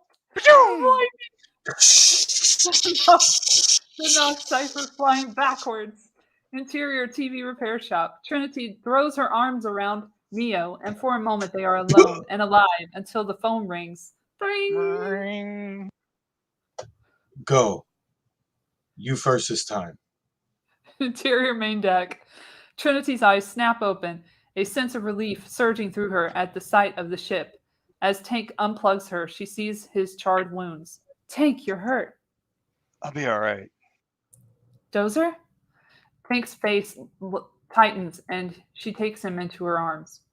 Exterior, government building, day, a government high-rise in the middle of downtown where a military helicopter sets down on the roof. Agent Jones gets out of the helicopter, flanked by columns of Marines. They open the roof access door and enter the top floor maintenance level of the hotel. Interior, executive office, day. Agent Smith stands, staring out at the windows at the city below, shimmering with brilliant sunlight. Have you ever stood and stared at it, Morpheus? Marveled at its beauty, its genius. Billions of people just living out their lives, oblivious. Morpheus is handcuffed to a chair, stripped to the waist. He is alternately shivering and sweating, wired to various monitors with white disc electrodes. Beside him, Agent Brown sucks a serum from a glass vial, filling a hypodermic needle. Did you know that the first Matrix was designed to be a perfect human world, where none suffered, where everyone would be happy? It was a disaster. No one would accept the program. Entire crops were lost. He jams the needle into Morpheus's shoulder and plunges down. Some believed we lacked the programming language to describe your perfect world. But I believe that, as a species, human beings define the reality through suffering and misery. Agent Brown studies the screens as the life signs react violently to the injection. The perfect world was a dream that your primitive cerebrum kept trying to wake up from, which is why the Matrix was redesigned to this, the peak of your civilization.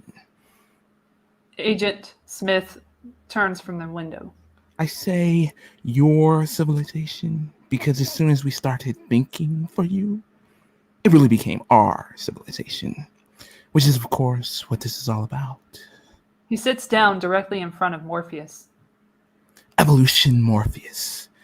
Evolution. He lifts Morpheus's head. Like the dinosaur.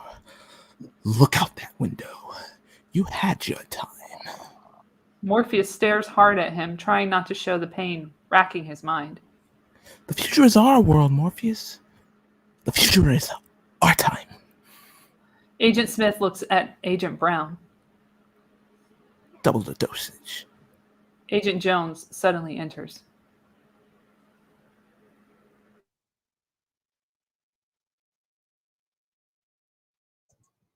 There could be a problem. Interior main deck. Tank drapes a sheet over his dead brother. The other bodies are covered. Neo looks at Morpheus, whose body is covered with a cold sweat. What are they doing to him? They're breaking into his mind, bro. It's like hacking a computer. All it takes is time. How much time?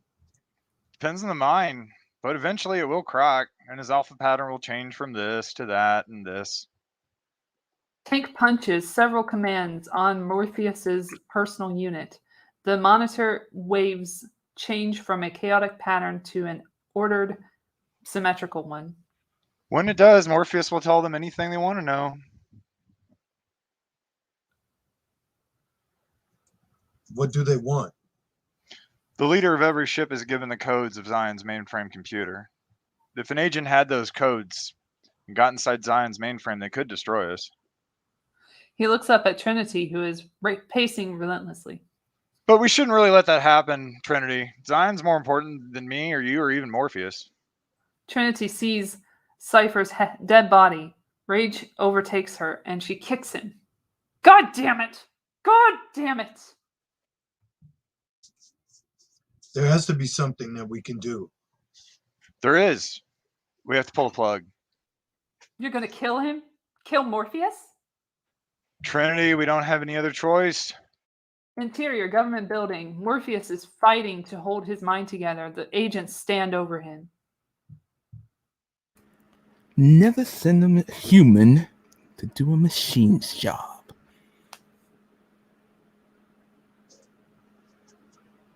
If, indeed, the insider has failed, they will sever the connection as soon as possible.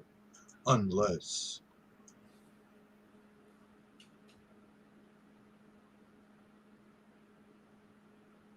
they are...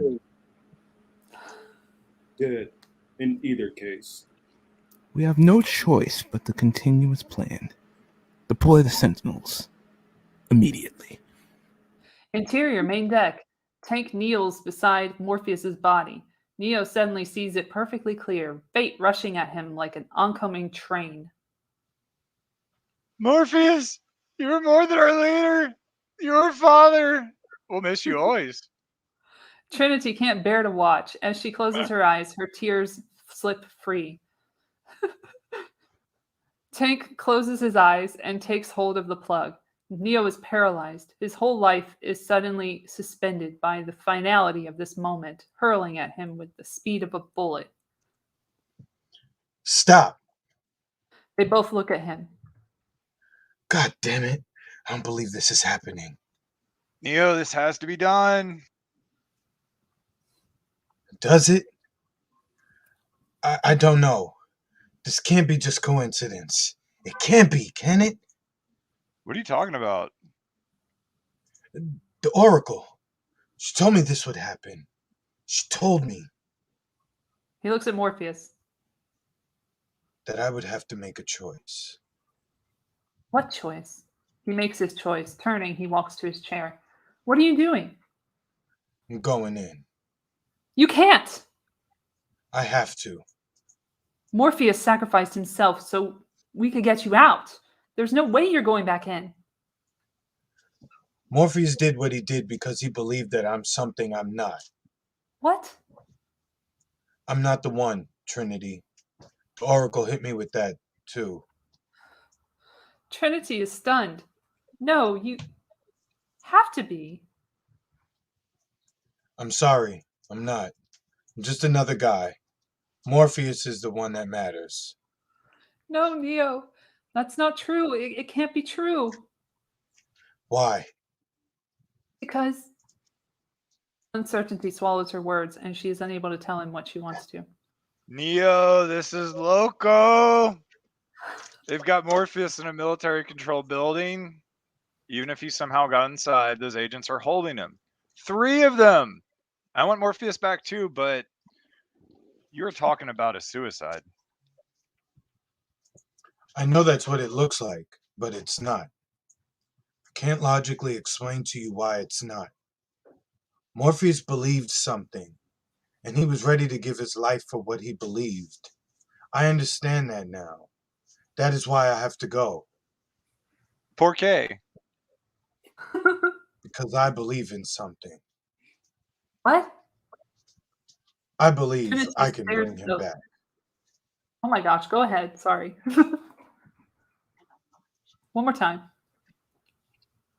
Because I believe in something. What? I believe I can bring him back. I'm sorry I ruined that. Anyway, let's move on. Trinity stares at him, hovering on the edge that he just jumped off. Her jaw sets, and she starts climbing onto the chair beside him. Into it. What are you doing? I'm coming with you. No, you're not. No? Let me tell you what I believe. I believe Morpheus means more to me than he does to you. I believe that if you are serious about saving him, then you are going to need my help.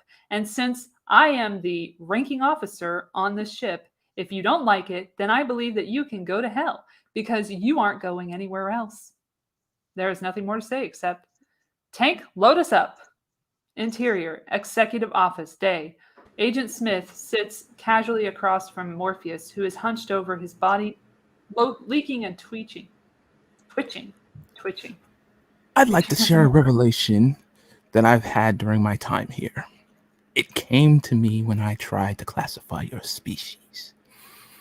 I have realized that you are not actually mammals. The life signs continue their chaotic pattern. Every mammal on this planet instinctively develops a natural equilibrium with the surrounding environment. But you humans do not. You move to an area and you multiply and multiply until every natural resource is consumed, and the only way you can survive is to spread to another area. He leans forward. There's another organism on this planet that follows the same pattern. Do you know what it is? A virus. Human beings are a disease, a cancer on this planet. You are a plague, and we are the cure. Interior construct. Neo and Trinity stand in the white space of the construct as he answers his ringing cell phone. Ring! Okay, like, what do you guys need besides, like, a miracle and shit? Guns. Lots of guns. Interior main deck. Neo and Trinity's bodies hang motionless in their drive chairs as tank hits load. Interior construct. Racks of weapons appear and they begin to arm themselves. No one has ever done anything like this. Yeah? He snap-cocks an Uzi. That's why it's going to work. Interior, Executive Office day. Agent Smith is again at the window. Why isn't the serum working? Perhaps we are asking the wrong questions. Agent Smith hides his nodding fist. He is becoming angry. It is something that isn't supposed to happen to agents. Leave me with him. Agents Brown and Jones look at each other. Now! Okay. They leave and Agent Smith sits beside Morpheus. You can't talk to me like that. Can you hear me, Morpheus? I'm going to be honest with you. He removes his earphone, letting it dangle over his shoulder. I hate this place. This zoo. This prison. This reality, whatever you want to call it. I can't stand it any longer. It's the smell, if there is such a thing. I feel saturated by it. I can taste your stink, and every time I do, I fear that I've somehow been infected by it. He wipes sweat from Morpheus' forehead. coating the tips of his fingers, holding them to Morpheus's nose. Repulsive, isn't it? He lifts Morpheus's head, holding it tightly with both hands. I must get out of here. I must get free. In this mine is the key, my key. Morpheus sneers through his pain. Once Zion is destroyed, there's no need for me to be here. Do you understand? I need the codes. I have to get inside Zion. You have to tell me how. He begins sneezing, his fingers gouging into his flesh. You are going to tell me, or you are going to die. Interior, main deck. Tank sits down beside Morpheus, whose face is ashen like someone near death. He takes hold of his hand. Hold on, Morpheus. They're coming for you, bro. They're coming. Exterior, government building day. A dark wind blows. Interior, government building day. In long black coats, Trinity and Neo push through the revolving doors. Neo is carrying a duffel bag. Trinity has a large metal suitcase. They cut across the lobby to the security station, drawing nervous glances. Dark glasses, game faces. Neo calmly passes through the metal detector, which begins to wail immediately. The security guard moves over toward Neo, raising his metal detection wand. Would you please remove any metal items you're carrying? Keys, loose change. Neo slowly sets down his duffel bag and throws open his coat, revealing an arsenal of guns, knives, and grenades slung from a climbing harness. Holy shit! Neo is a blur of emotion. In a split second, 3 guards are dead before they hit the ground. A 4th guard dives for cover, clutching his radio. Back up. He looks up as Trinity sets off the metal detector. It is the last thing he sees. The backup arrives. A wave of soldiers blocking the elevators. The concrete cavern of the lobby becomes a white noise roar of gunfire. Slate walls, pillars pop, crack, and crater under a hailstorm of explosive tipped bullets. They are met by the quivering spit of a sub-hand machine gun and throwing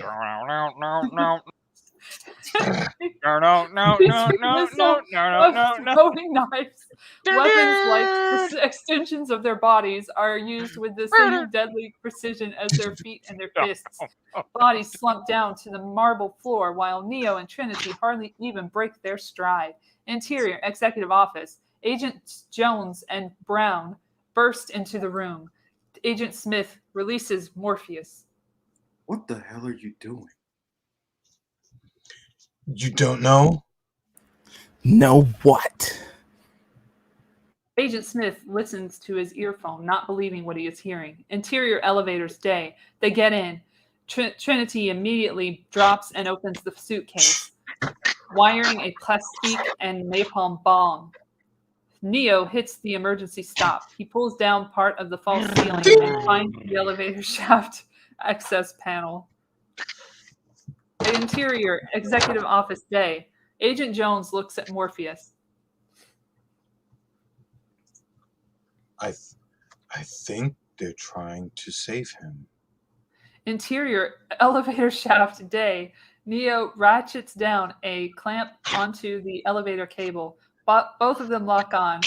He looks up the long, dark throat of the building and takes a deep breath. There is no spoon. Neo whips out his gun and presses it to the cable, lower than they attach themselves. Boom! Ah! The cable snaps. The counterweights plummet, yanking Trinity and Neo up through the shaft as the elevator falls away beneath them, distending space, filling it with the sound of whistling metal as they sear to the top. Interior, lobby day. The elevator hits the bottom. Ba-boom! A massive explosion like that blows open the doors. Fire clouds engulfing the elevator section of the lobby. Interior, executive office day. The agents hear the blast of fire alarms. Lower level. They are actually attacking. Another enormous explosion thunders above them, shaking the building. The alarm sounds. Emergency sprinklers begin showering the room. Agent Smith smashes a table. Find them and destroy them. Agent Jones nods and touches his earpiece. Exterior roof day. The roof access tower is now engulfed in flames as Neo and Trinity stand amongst a pile of their fallen enemies. Across the roof, the pilot inside the Army helicopter watches the last of their ferocious onslaught. I repeat, we are under attack. Suddenly, his whole body dissolves, consumed by spreading locust-like swarm of static as Agent Jones emerges. Just as she drops the final Marine, Trinity sees what's coming. Neo sees the fear in her face, and he knows what is behind him. Screaming, he whirls, guns filling his hands with thought speed. Fingers pumping, shells ejecting, dancing up and away. He looked through the sights and gun smoke at the agent, blurred with motion, until the hammers click against the empty metal. Trinity! Agent Jones charges. Help! His gun booms as we enter the liquid space of bullet time. The air sizzles with wads of lead like angry flies as Neo twists and ducks just between them. Agent Jones, still running, narrows the gap, the bullets coming faster until Neo, bent impossibly back, one hand on the ground as a spiraling gray ball shears open his shoulder. He starts to scream as another digs a red groove across his thigh. He has only time to look up to see Agent Jones standing over him, raising his gun a final time. Only human. Suddenly, Agent Jones stops. He hears a sharp metal click. Immediately, he whirls around and turns straight into the muzzle of Trinity's 45, jammed tight to his head. Dodge this. Boom, boom, boom. The body flies back with a flash of mercurial light, and when it hits the ground, it is the pilot. Trinity helps Neo up. Neo, how did you do that? Do what? You moved like they moved. I've never seen anyone move like that fast. It wasn't fast enough. He checks his shoulder wound. Are you all right? I'm fine. Come on, we have to keep moving. Neo sees the helicopter. Can you fly that thing? Not yet. She pulls out the cellular phone. Interior. Hovercraft. Tank is back at the controls. Operator. Tank, I need a pilot program for a military B-212 helicopter. Sir, this Tank is the Wendy's drive-thru. Searching the disk drawers. Hurry! His fingers flash over the gleaming laser discs, finding one that he feeds into Trinity's supplement drive, punching the load commands on her keyboard. Exterior roof day. Trinity's eyes flutter as information surges into her brain. All the essentials of flying a helicopter absorbed at light speed. Let's go. Interior, executive office day. Agent Jones throws open the door and enters, walking through puddles, pulling in the carpet, over the rushing water and the alarms.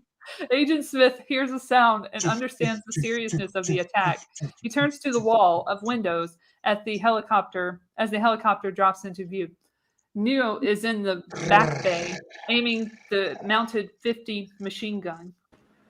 No.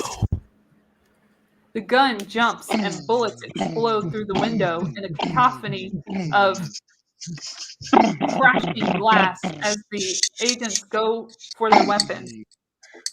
But Neo is too close, the 50 caliber too fast, and bullets are everywhere, perforating the room. Agent Jones is hit first, his body jackknifing back, blood arcing out with a sudden flash of light. Then Agent Brown, his gun still firing as his body falls. And finally, Agent Smith. Neo stares at Morpheus, trying to will him into action.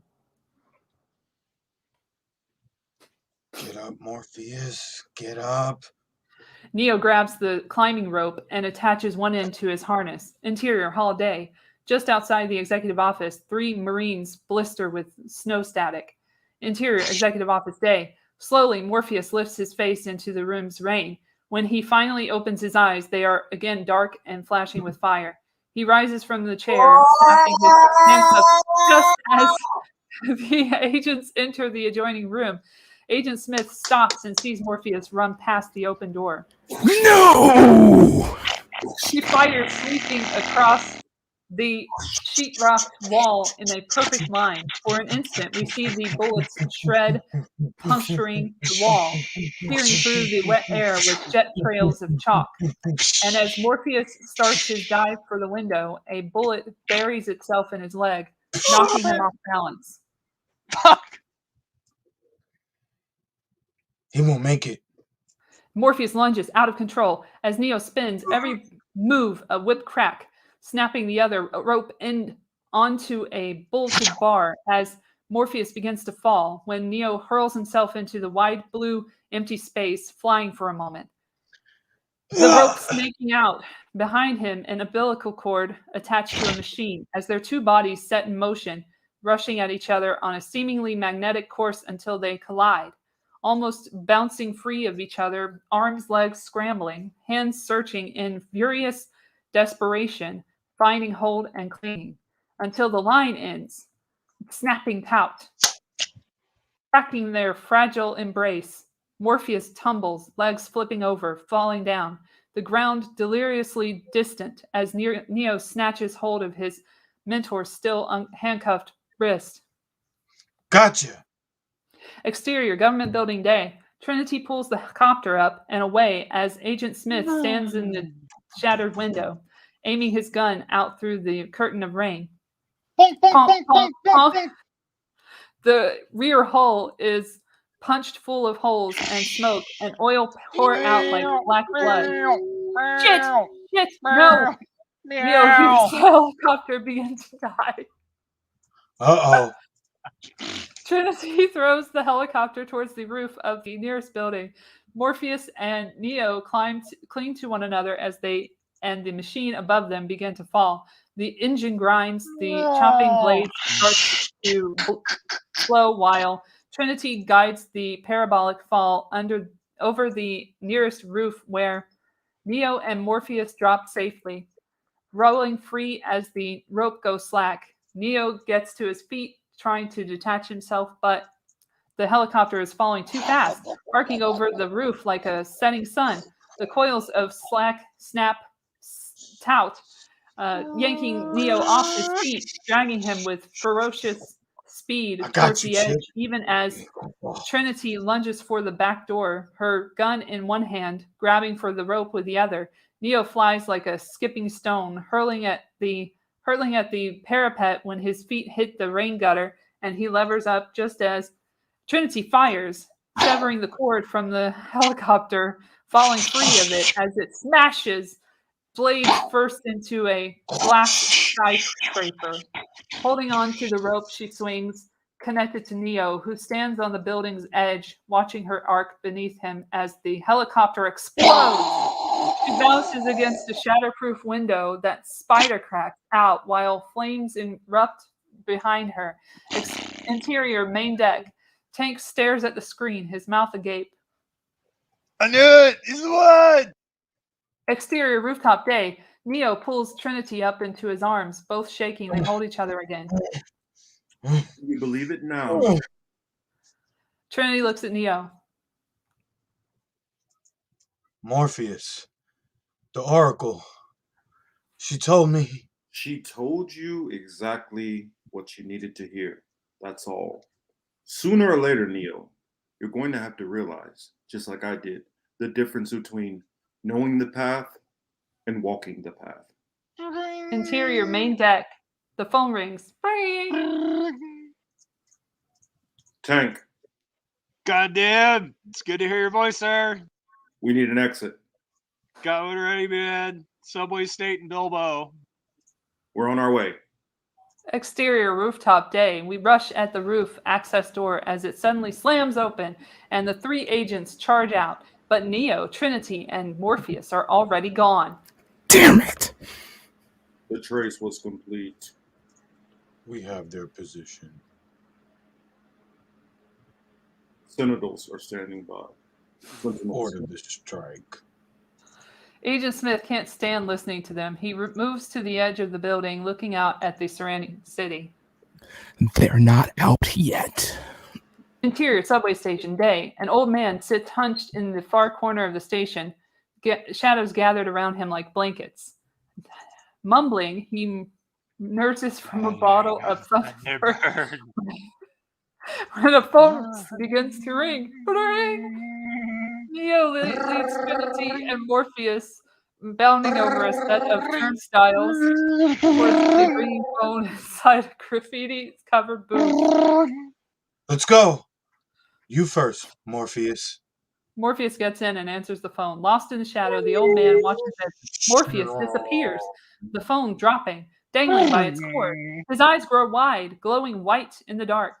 Exterior rooftop day. Agent Smith stares, his face twisted with hate. He will never be free of the Matrix. He starts to turn from the edge of the building when he suddenly hears it, his head whipping back around, staring. Interior subway, old man's point of view, day. Through the old man's eyes as the world begins to rumble. Trinity hangs up the phone, then turns to Neo. Neo, I have to tell you something. I don't know what it means or even if it matters, but I feel I have to say it. The rumble grows, the ground beginning to shake. I've never told anyone this before. I think I've been afraid to. Behind her, the phone begins to ring. When I went to the Oracle, she told me that I was going to fall in love. But the rumble rises, drowning her voice. Neo is drawn towards her, their lips close enough to kiss. When a train blasts into the station, for a moment they are frozen by the probing lights of the train until Neo whispers in her ear. Promise me. You'll tell me the rest. She nods as he closes the booth. The phone rings once more. Lifts the receiver when, in the darkness of the far corner, Neo sees the old man in the flashing train light as he becomes Agent Smith, raising a fistful of black gunmetal. No! The gun fires, the bullet flying at her, bursting through the plastic window just as Trinity disappears. The handset hanging in the air as the bullet hits, shattering the earpiece. Interior, hovercraft. Trinity blinks, shivering as her conscious exits the construct. Neo! What the hell just happened, yo? An agent! You have to send me back! I can't do that, bro. Interior, subway station, day. The destroyed phone dangles in the empty booth. Neo turns to Agent Smith, whose gun stares at him like a third eye. Mr. Anderson. Interior, main deck. Morpheus and Trinity stand behind tank, riveted to the scrolling code. Run, Neo, run! Interior. Interior, subway station, day. Neo looks at the dead escalator that rises up behind him. Slowly, he turns back, and in his eyes, we see something different. Something fixed and hard, like a gunfighter's resolve. There is no past or future in these eyes. There is only what it is. What is. Interior, main deck. Trinity is unable to understand. What is he doing? Morpheus. He is beginning to believe. Interior subway station day. Neo whip draws his gun with the flashpoint speed of lightning as Smith opens fire. Gun report thunders through the underground, both men blasting, moving at impossible speed. For a blinking moment, we enter bullet time. Gun flash, tongues curl from Neo's gun. Bullets float forward like a plane moving across the sky. Cartridges cartwheel into space. An instant later, they are nearly on top of each other, rolling up out of a move that is almost a mirrored reflection of the other, each jamming their gun tight to the other's head. They freeze in a kind of embrace, Neo sweating, panting. Agent Smith, machine calm. Agent Smith smiles. You're empty. So are you. The smile falls. Agent Smith yanks his trigger. Click! Agent Smith's face warps with rage and he attacks, fist flying at furious speed, blows and counters. Neo retreating as a knife hand opens his firearm and a kick sends him slamming back against a steel column. Stunned, he ducks just under a punch that crunches into the beam. Steel chunks exploding like shrapnel. Behind him, Neo leaps into the air, delivering a neck-snapping reverse roundhouse. Agent Smith's glasses fly off and he glares at Neo, his eyes ice blue. I'm going to enjoy watching you die, Mr. Anderson. Agent Smith attacks with unrelenting fury, fists pounding Neo like jackhammers. Interior hovercraft. Trinity watches Neo as his body jerks, mouth coughing blood, his life signs going wild. Jesus, he's killing him! Interior subway station. Day. Agent Smith grabs hold of him, lifting him into the air, hurling him against the curved wall of the train tunnel, where he falls inches from the electrified third rail. The agent is about to jump down and press his attack when he hears something. From deep in the tunnel, like an animal cry, a burst of high-speed metal grinding against metal, the sound of an oncoming train. Neo tries to get up. Exactly. Agent Smith jumps down onto the tracks and drop kicks him in the face. The world again begins to shake, rumbling as the train moves. Do you hear that, Mr. Anderson? Agent Smith grabs Neo in a chokehold, forcing him to look down the tracks, the train's headlight burning a hole in the darkness. That is the sound of inevitability. Neo sees it coming. He starts to fight. It is the sound of your death. Closer and closer as Agent Smith tightens his hold. Neo is unable to breathe. Goodbye, Mr. Anderson. The train roars at him. Swallowing Agent Smith's words, the veins bulge in Neo's head as he grits through the pain. He is not ready to die.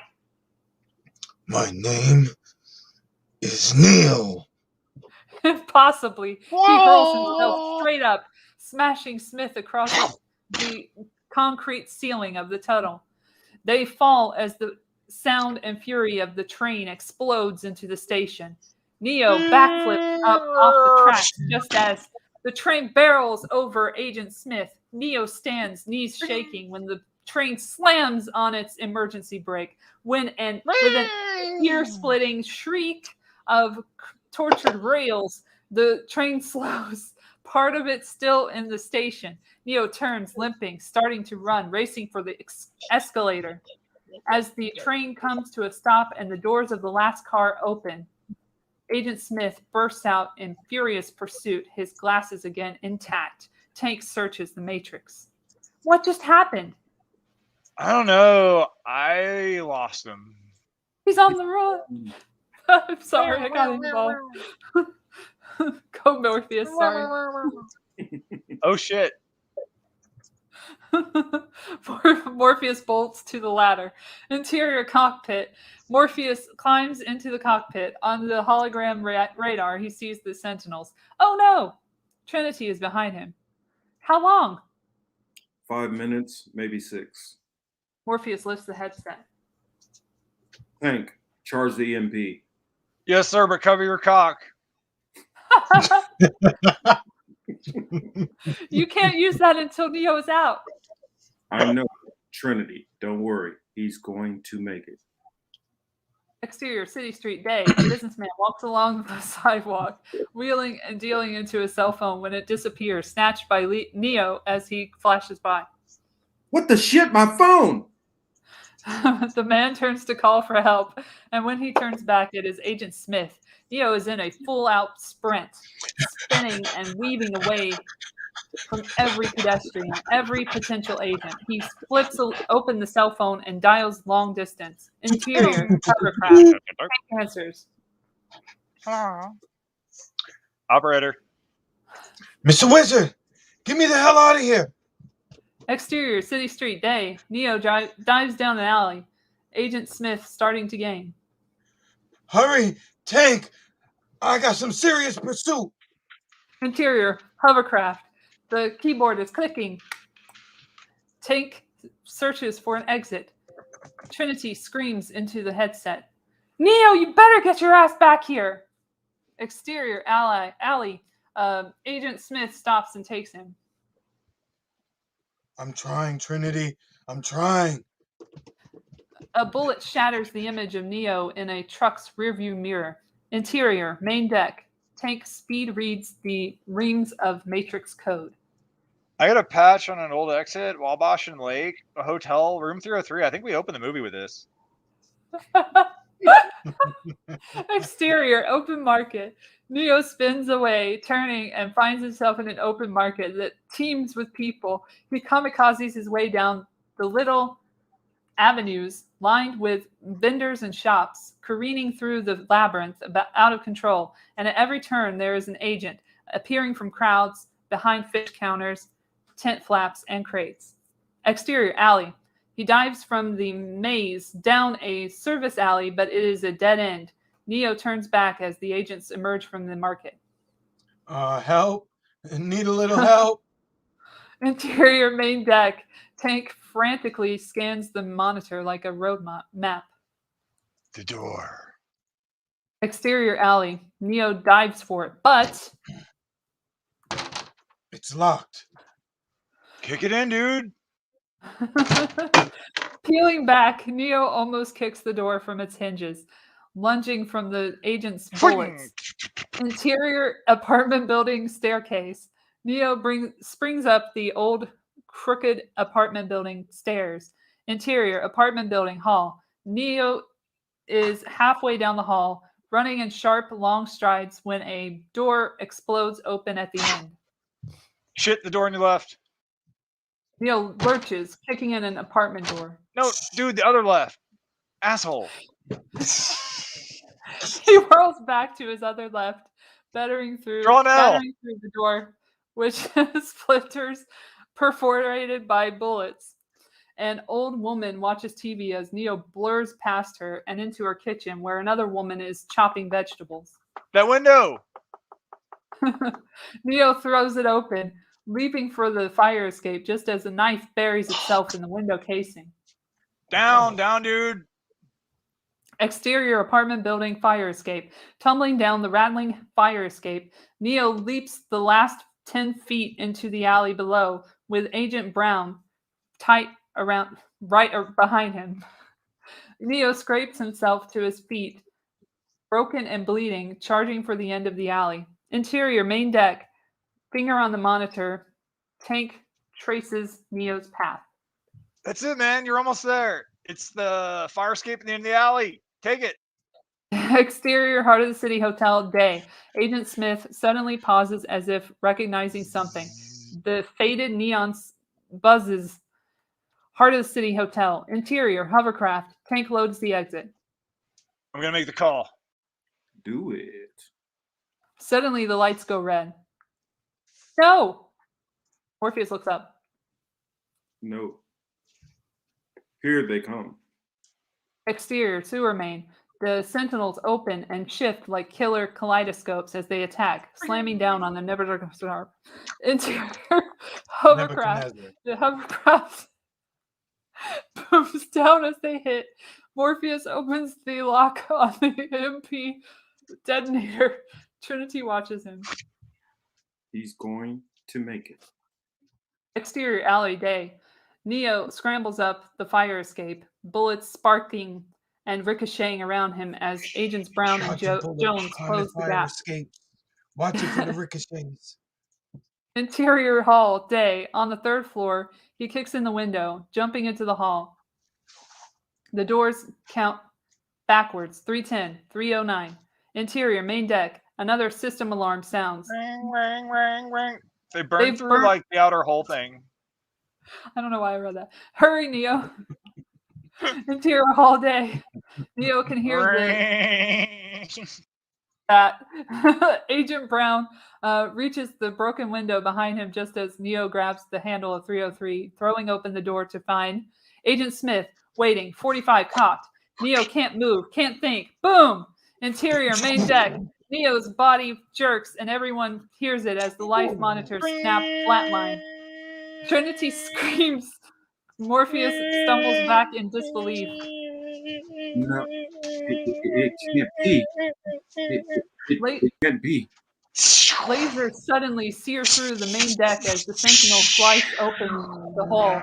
Interior hall day. 3 holes in his chest. Neo falls to the blue sack carpeting. Blood smearing down the wallpaper. Agent Smith stands over him, still aiming, taking no chances. Check him. Interior main deck.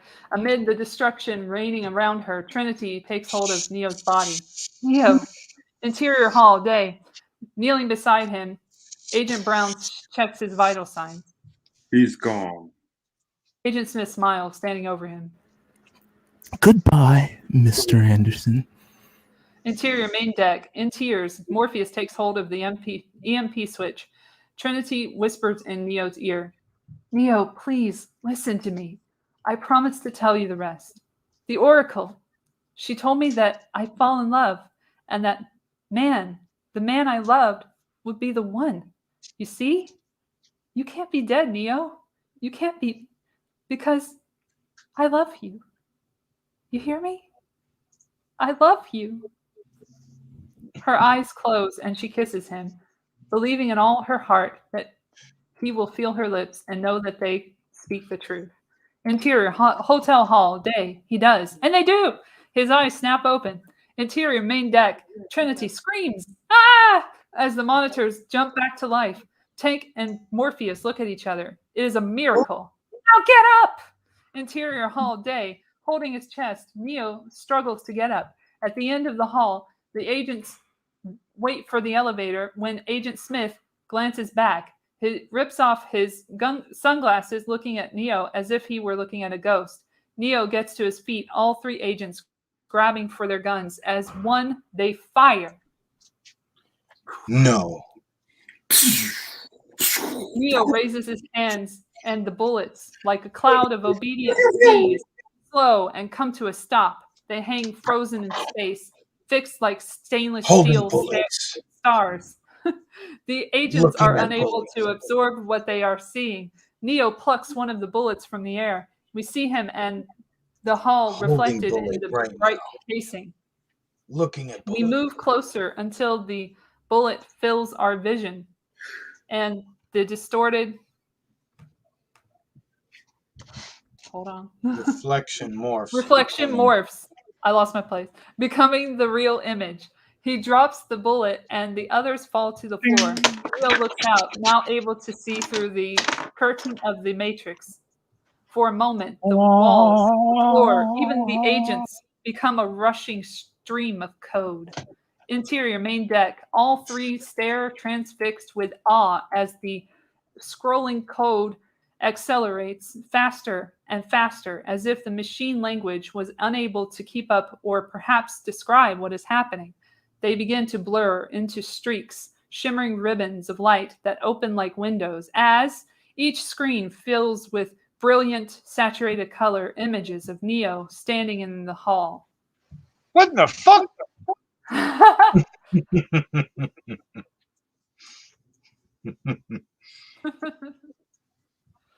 How? Morpheus. How? Morpheus. Morpheus. I can't find my lines.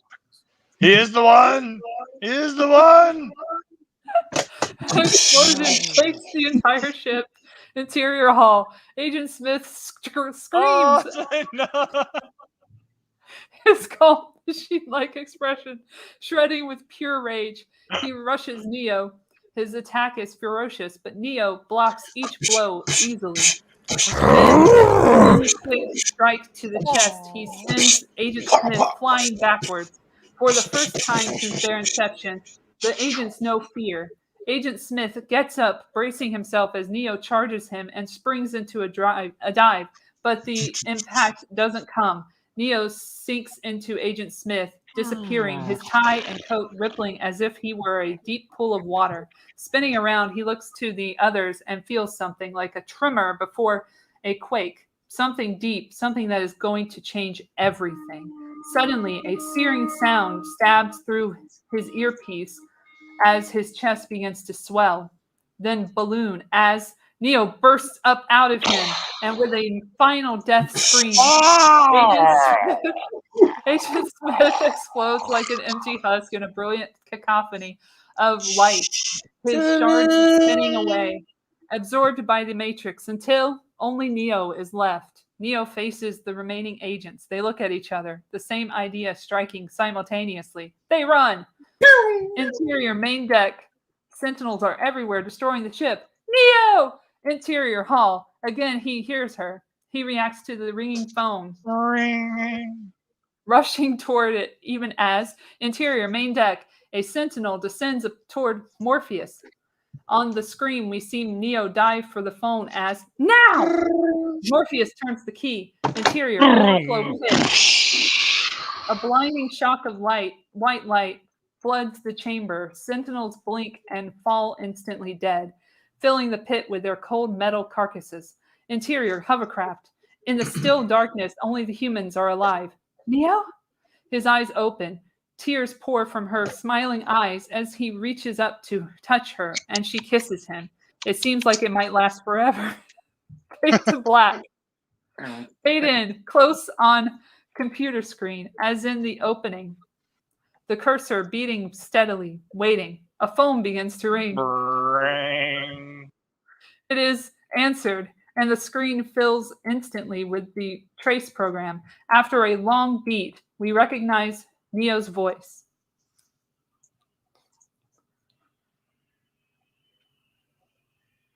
Neo. Hi. It's me. I know you're out there. I can feel you now. We close in on the racing columns of numbers shimmering across the screen. I imagine you can also feel me. The numbers begin to lock into place. You won't have to search for me anymore. I'm done running, done hiding. Whether I'm done fighting, I suppose, is up to you. We glide in towards the screen. I believe deep down, we both want this world to change. I believe that the Matrix can remain our cage, or it can become our chrysalis. That's what you helped me to understand. That to be free, you cannot change your cage. You have to change yourself. We dive through the numbers, surging up through the darkness, sucked towards a tight constellation of stars. When I used to look out at this world, all I could see was its edges, its boundaries, its rules and controls, its leaders and laws. But now, I see another world, a different world where all things are possible, a world of hope, of peace. We realize that the constellation is actually the holes in the mouthpiece of a phone, seen from inside. I can't tell you how to get there, but I know if you can free your mind, you'll find the way. Exterior street, phone booth. We shoot through the holes as Neo hangs up the phone. He steps out of the phone and slides on a pair of sunglasses. He looks up and we rise, higher and higher until the city is miles below. After a moment, Neo blasts by us, his long black coat billowing like a black leather cape as he flies faster than a speeding bullet. Fade out. The end. That's it. Come on. Thanks, guys. Thanks for being here. That was so We fun. should do like the barbershop duet of version of Wake Up. Although you tried it, you Come on. spread it, you still never read it. The needle I'll thread it, radically poetic. Standing with the Danny fury. with the fury that we had in the good old 66, and like E double, I'm mad it's still deep in the system. Shit. Hoover, he was a body remover. I'll give you a dose, but it'll never come close to the range. That's good.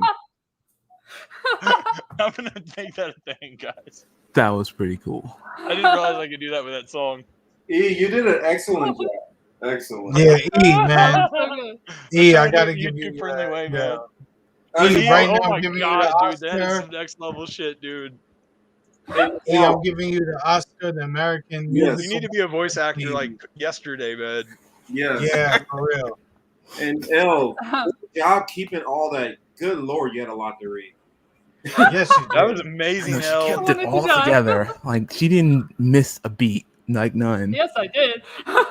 Just a little. Several But you- times. Everyone It's say okay. meow if I you was forgot sitting here your dying lines laughing or were on trying to- mute. That Meow. was funny. I was sitting here laughing like I was really like acting out the parts. Like I was really moving. Like when I was in the chair, I was really in the chair moving like I was Neo. too, man. So good. I was going a little method. Yeah, me so good. too. I relate. I totally Dude, do.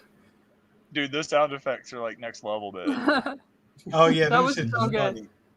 You know what's weird is that always happens when I do these. That people will put in sound effects and I'll laugh my ass off. You guys see what Kelly said? She said, "Damn, this is the one with the orgy." Oh, that's the sequel. This isn't That's the one with the second orgy. That's the next one. It's the I'm gonna second do quarter.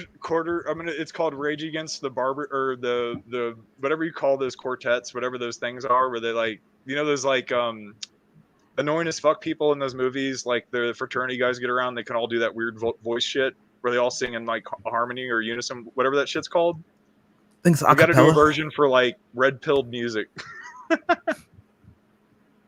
It's called acapella. You know, if we ever did a part 2, I volunteer to be the Merovingian. I want to be the Nebuchadnezzar and comment on everything. No. Did you like how I kept changing the name? Yo, she went from Nebuchadnezzar. Then she said Nebuchadnezzar. I thought it was Nebuchadnezzar, and I was like, hold on, it was not Knezzar? Oh! Yeah, it was The Nebuchadnezzar. Nebuchadnezzar. Yeah, that's what I thought it was too, Kelly. I kept getting, like, my dyslexia would get me lost, like, halfway through a page, and I'd be like, holy shit, where am I? That was fun. The first part. Thank you, Kelly. Acapella, that's what it is. I want to do acapella, all the like hardest music. I want to do Bob Marley. I want to do Cool. I want to do Immortal Technique. I want to do some good shit. Ooh, I'm gonna do Fourth Branch, but an acapella. It's funny. I love the Matrix. That'd be amazing. Hello, my baby. Hello. Oh, Fourth Branch of the government. Yeah. Oh God, I already got it, dude. It's gonna be great. Yo, this is No one's gonna expect yeah, this that is shit. funny because there's certain parts of this like I didn't even need the script to read. Yeah, you did. Yeah. Good job. Dude, Yeah, man, those you sound did effects great, were on point, Chris. y'all. Like I had like You were there the best subtle, Neo like, ever. Oh my God. Yeah, that was right. awesome. You were good. You were good, I had two Chris. characters talking to each other. You were like, good too, E. Thank Jack. you, L. I couldn't His pick a ad lane. libs.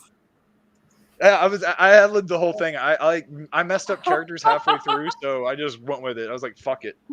Nah, Jack was That's keeping what it. you do. Did you guys Jack see my was the one. boy? Jack was helping us stay awake too, because he was the one who would just come in and say like, "Come on, motherfucker." And you're like, Yeah, "Oh, I that's was nice, ad but I libbing like some it." lines because I had to liven it up a little bit. Yeah, no, that was More good. realistic. That was good. I like that. I love his I take. fig- I Incisive. figured you'd be looking on the page like, where does he say that? Exactly. Like, what Yeah, did that he was say? Thank good. you, man. everyone, What the for fuck, watching. motherfucker? Where did he say that? You know what's funny? All three of us changed our voices for the agents, like kind of like, yes, you will. Yeah, Yeah, it's we like did. oh my God. Yeah, His we voice- should. You know what? that Now that I agent think voice about is this, so we should good. do Friday. We should do Friday like this. Oh my god, that would be awesome, dude. Yo, Oh my god, that would be awesome. I bet Chris wants to be Smokey. oh man, I don't even know, man. I might want to be Pops. First you get your dog, and you choke him. I don't even, or maybe Bernie Mac. I don't know. There's so many. Can I be There's so Stanley? many lines. Oh my I'm god, glad you Friday would enjoyed be it. amazing. They better not ruin Friday, dude. They better keep their Correct, hands off like- of it. You want some of this too, old man? No.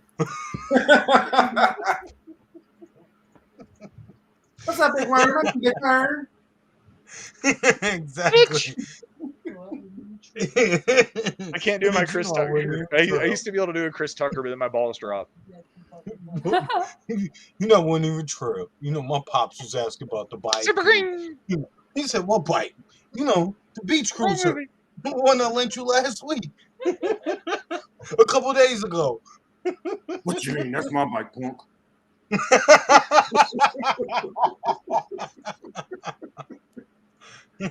Yes.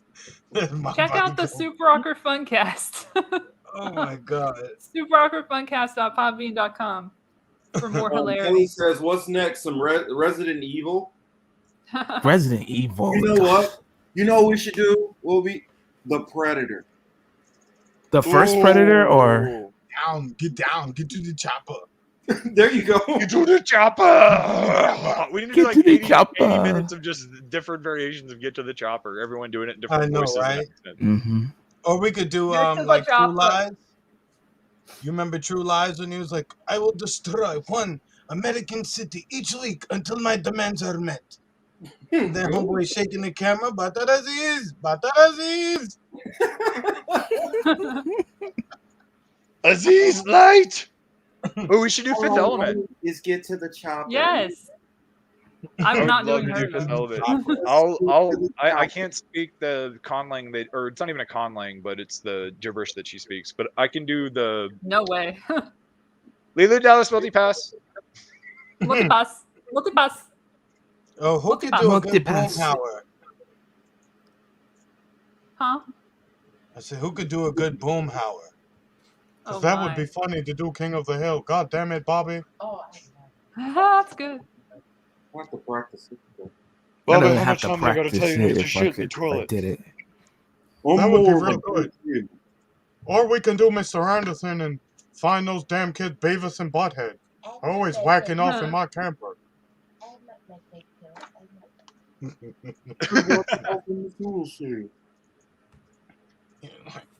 Beavis. I'm Oh my so God. grateful to you guys for doing this. Thank you so That was much. I amazing. hope you had as much fun as I expected you Yeah, to. it was good That's a though. bucket list thing. I I swear. would- Hell, I didn't know I needed I'll to do be that, but I honest. needed At to. first, I thought it was gonna be awkward as fuck. I mean, it was awkward as fuck, but it was fine. That's the Yeah, whole you got to point. grind It's and a get Super people through it Funcast. with you. Yeah, you got to just Yeah. like sometimes you got to just drop some shit in there.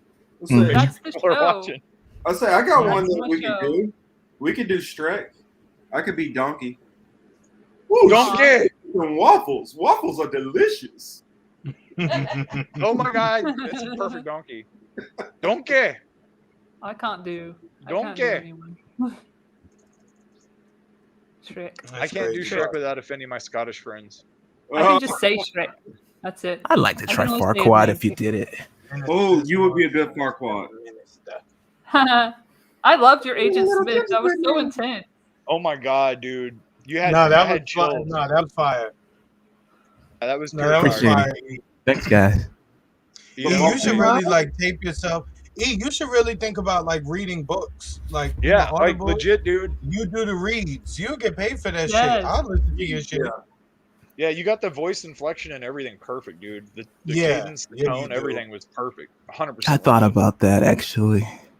You Yeah. should just buy some Yeah, you books that are should. popular and read them shits. Yeah, you'd be Record good Should at have it. done the reading it. narrating.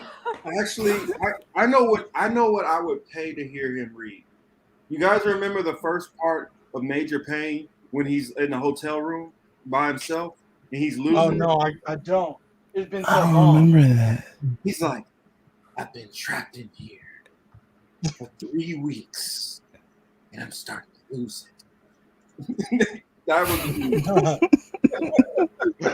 You're killing me, Marcus. I haven't killed a man. So he hadn't killed a man in like 3 days. He's starting to lose his shit. Yeah.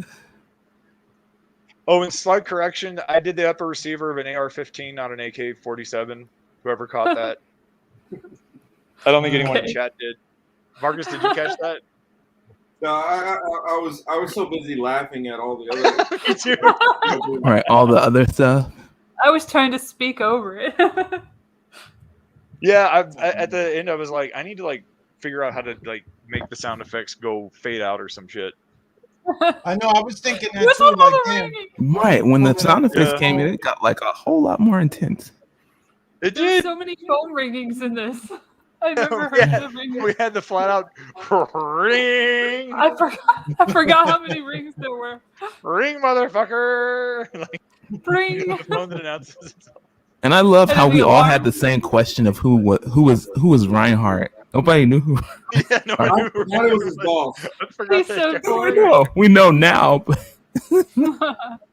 we didn't know when I didn't know when Elle first gave it to me. I was like, "Who is Reinhardt?" And then I asked Marcus, and Marcus was like, "I don't know who he is."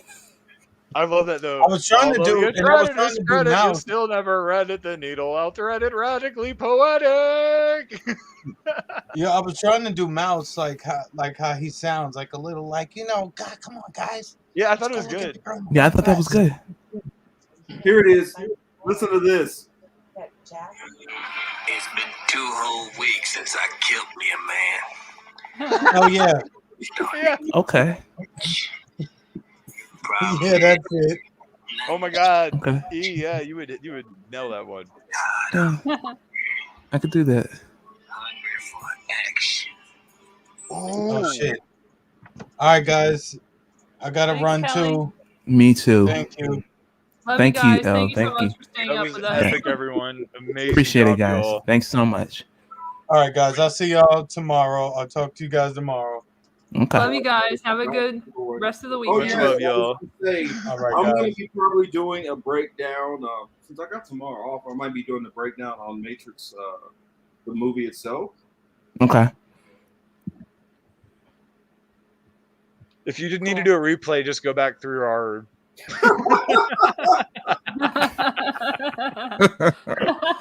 All right, guys, I gotta get going too. But you guys all have a good night. Alrighty. Thank you for Thank you so being much. here. Have a good night. All right, appreciate you Love you guys. guys. Have a good night.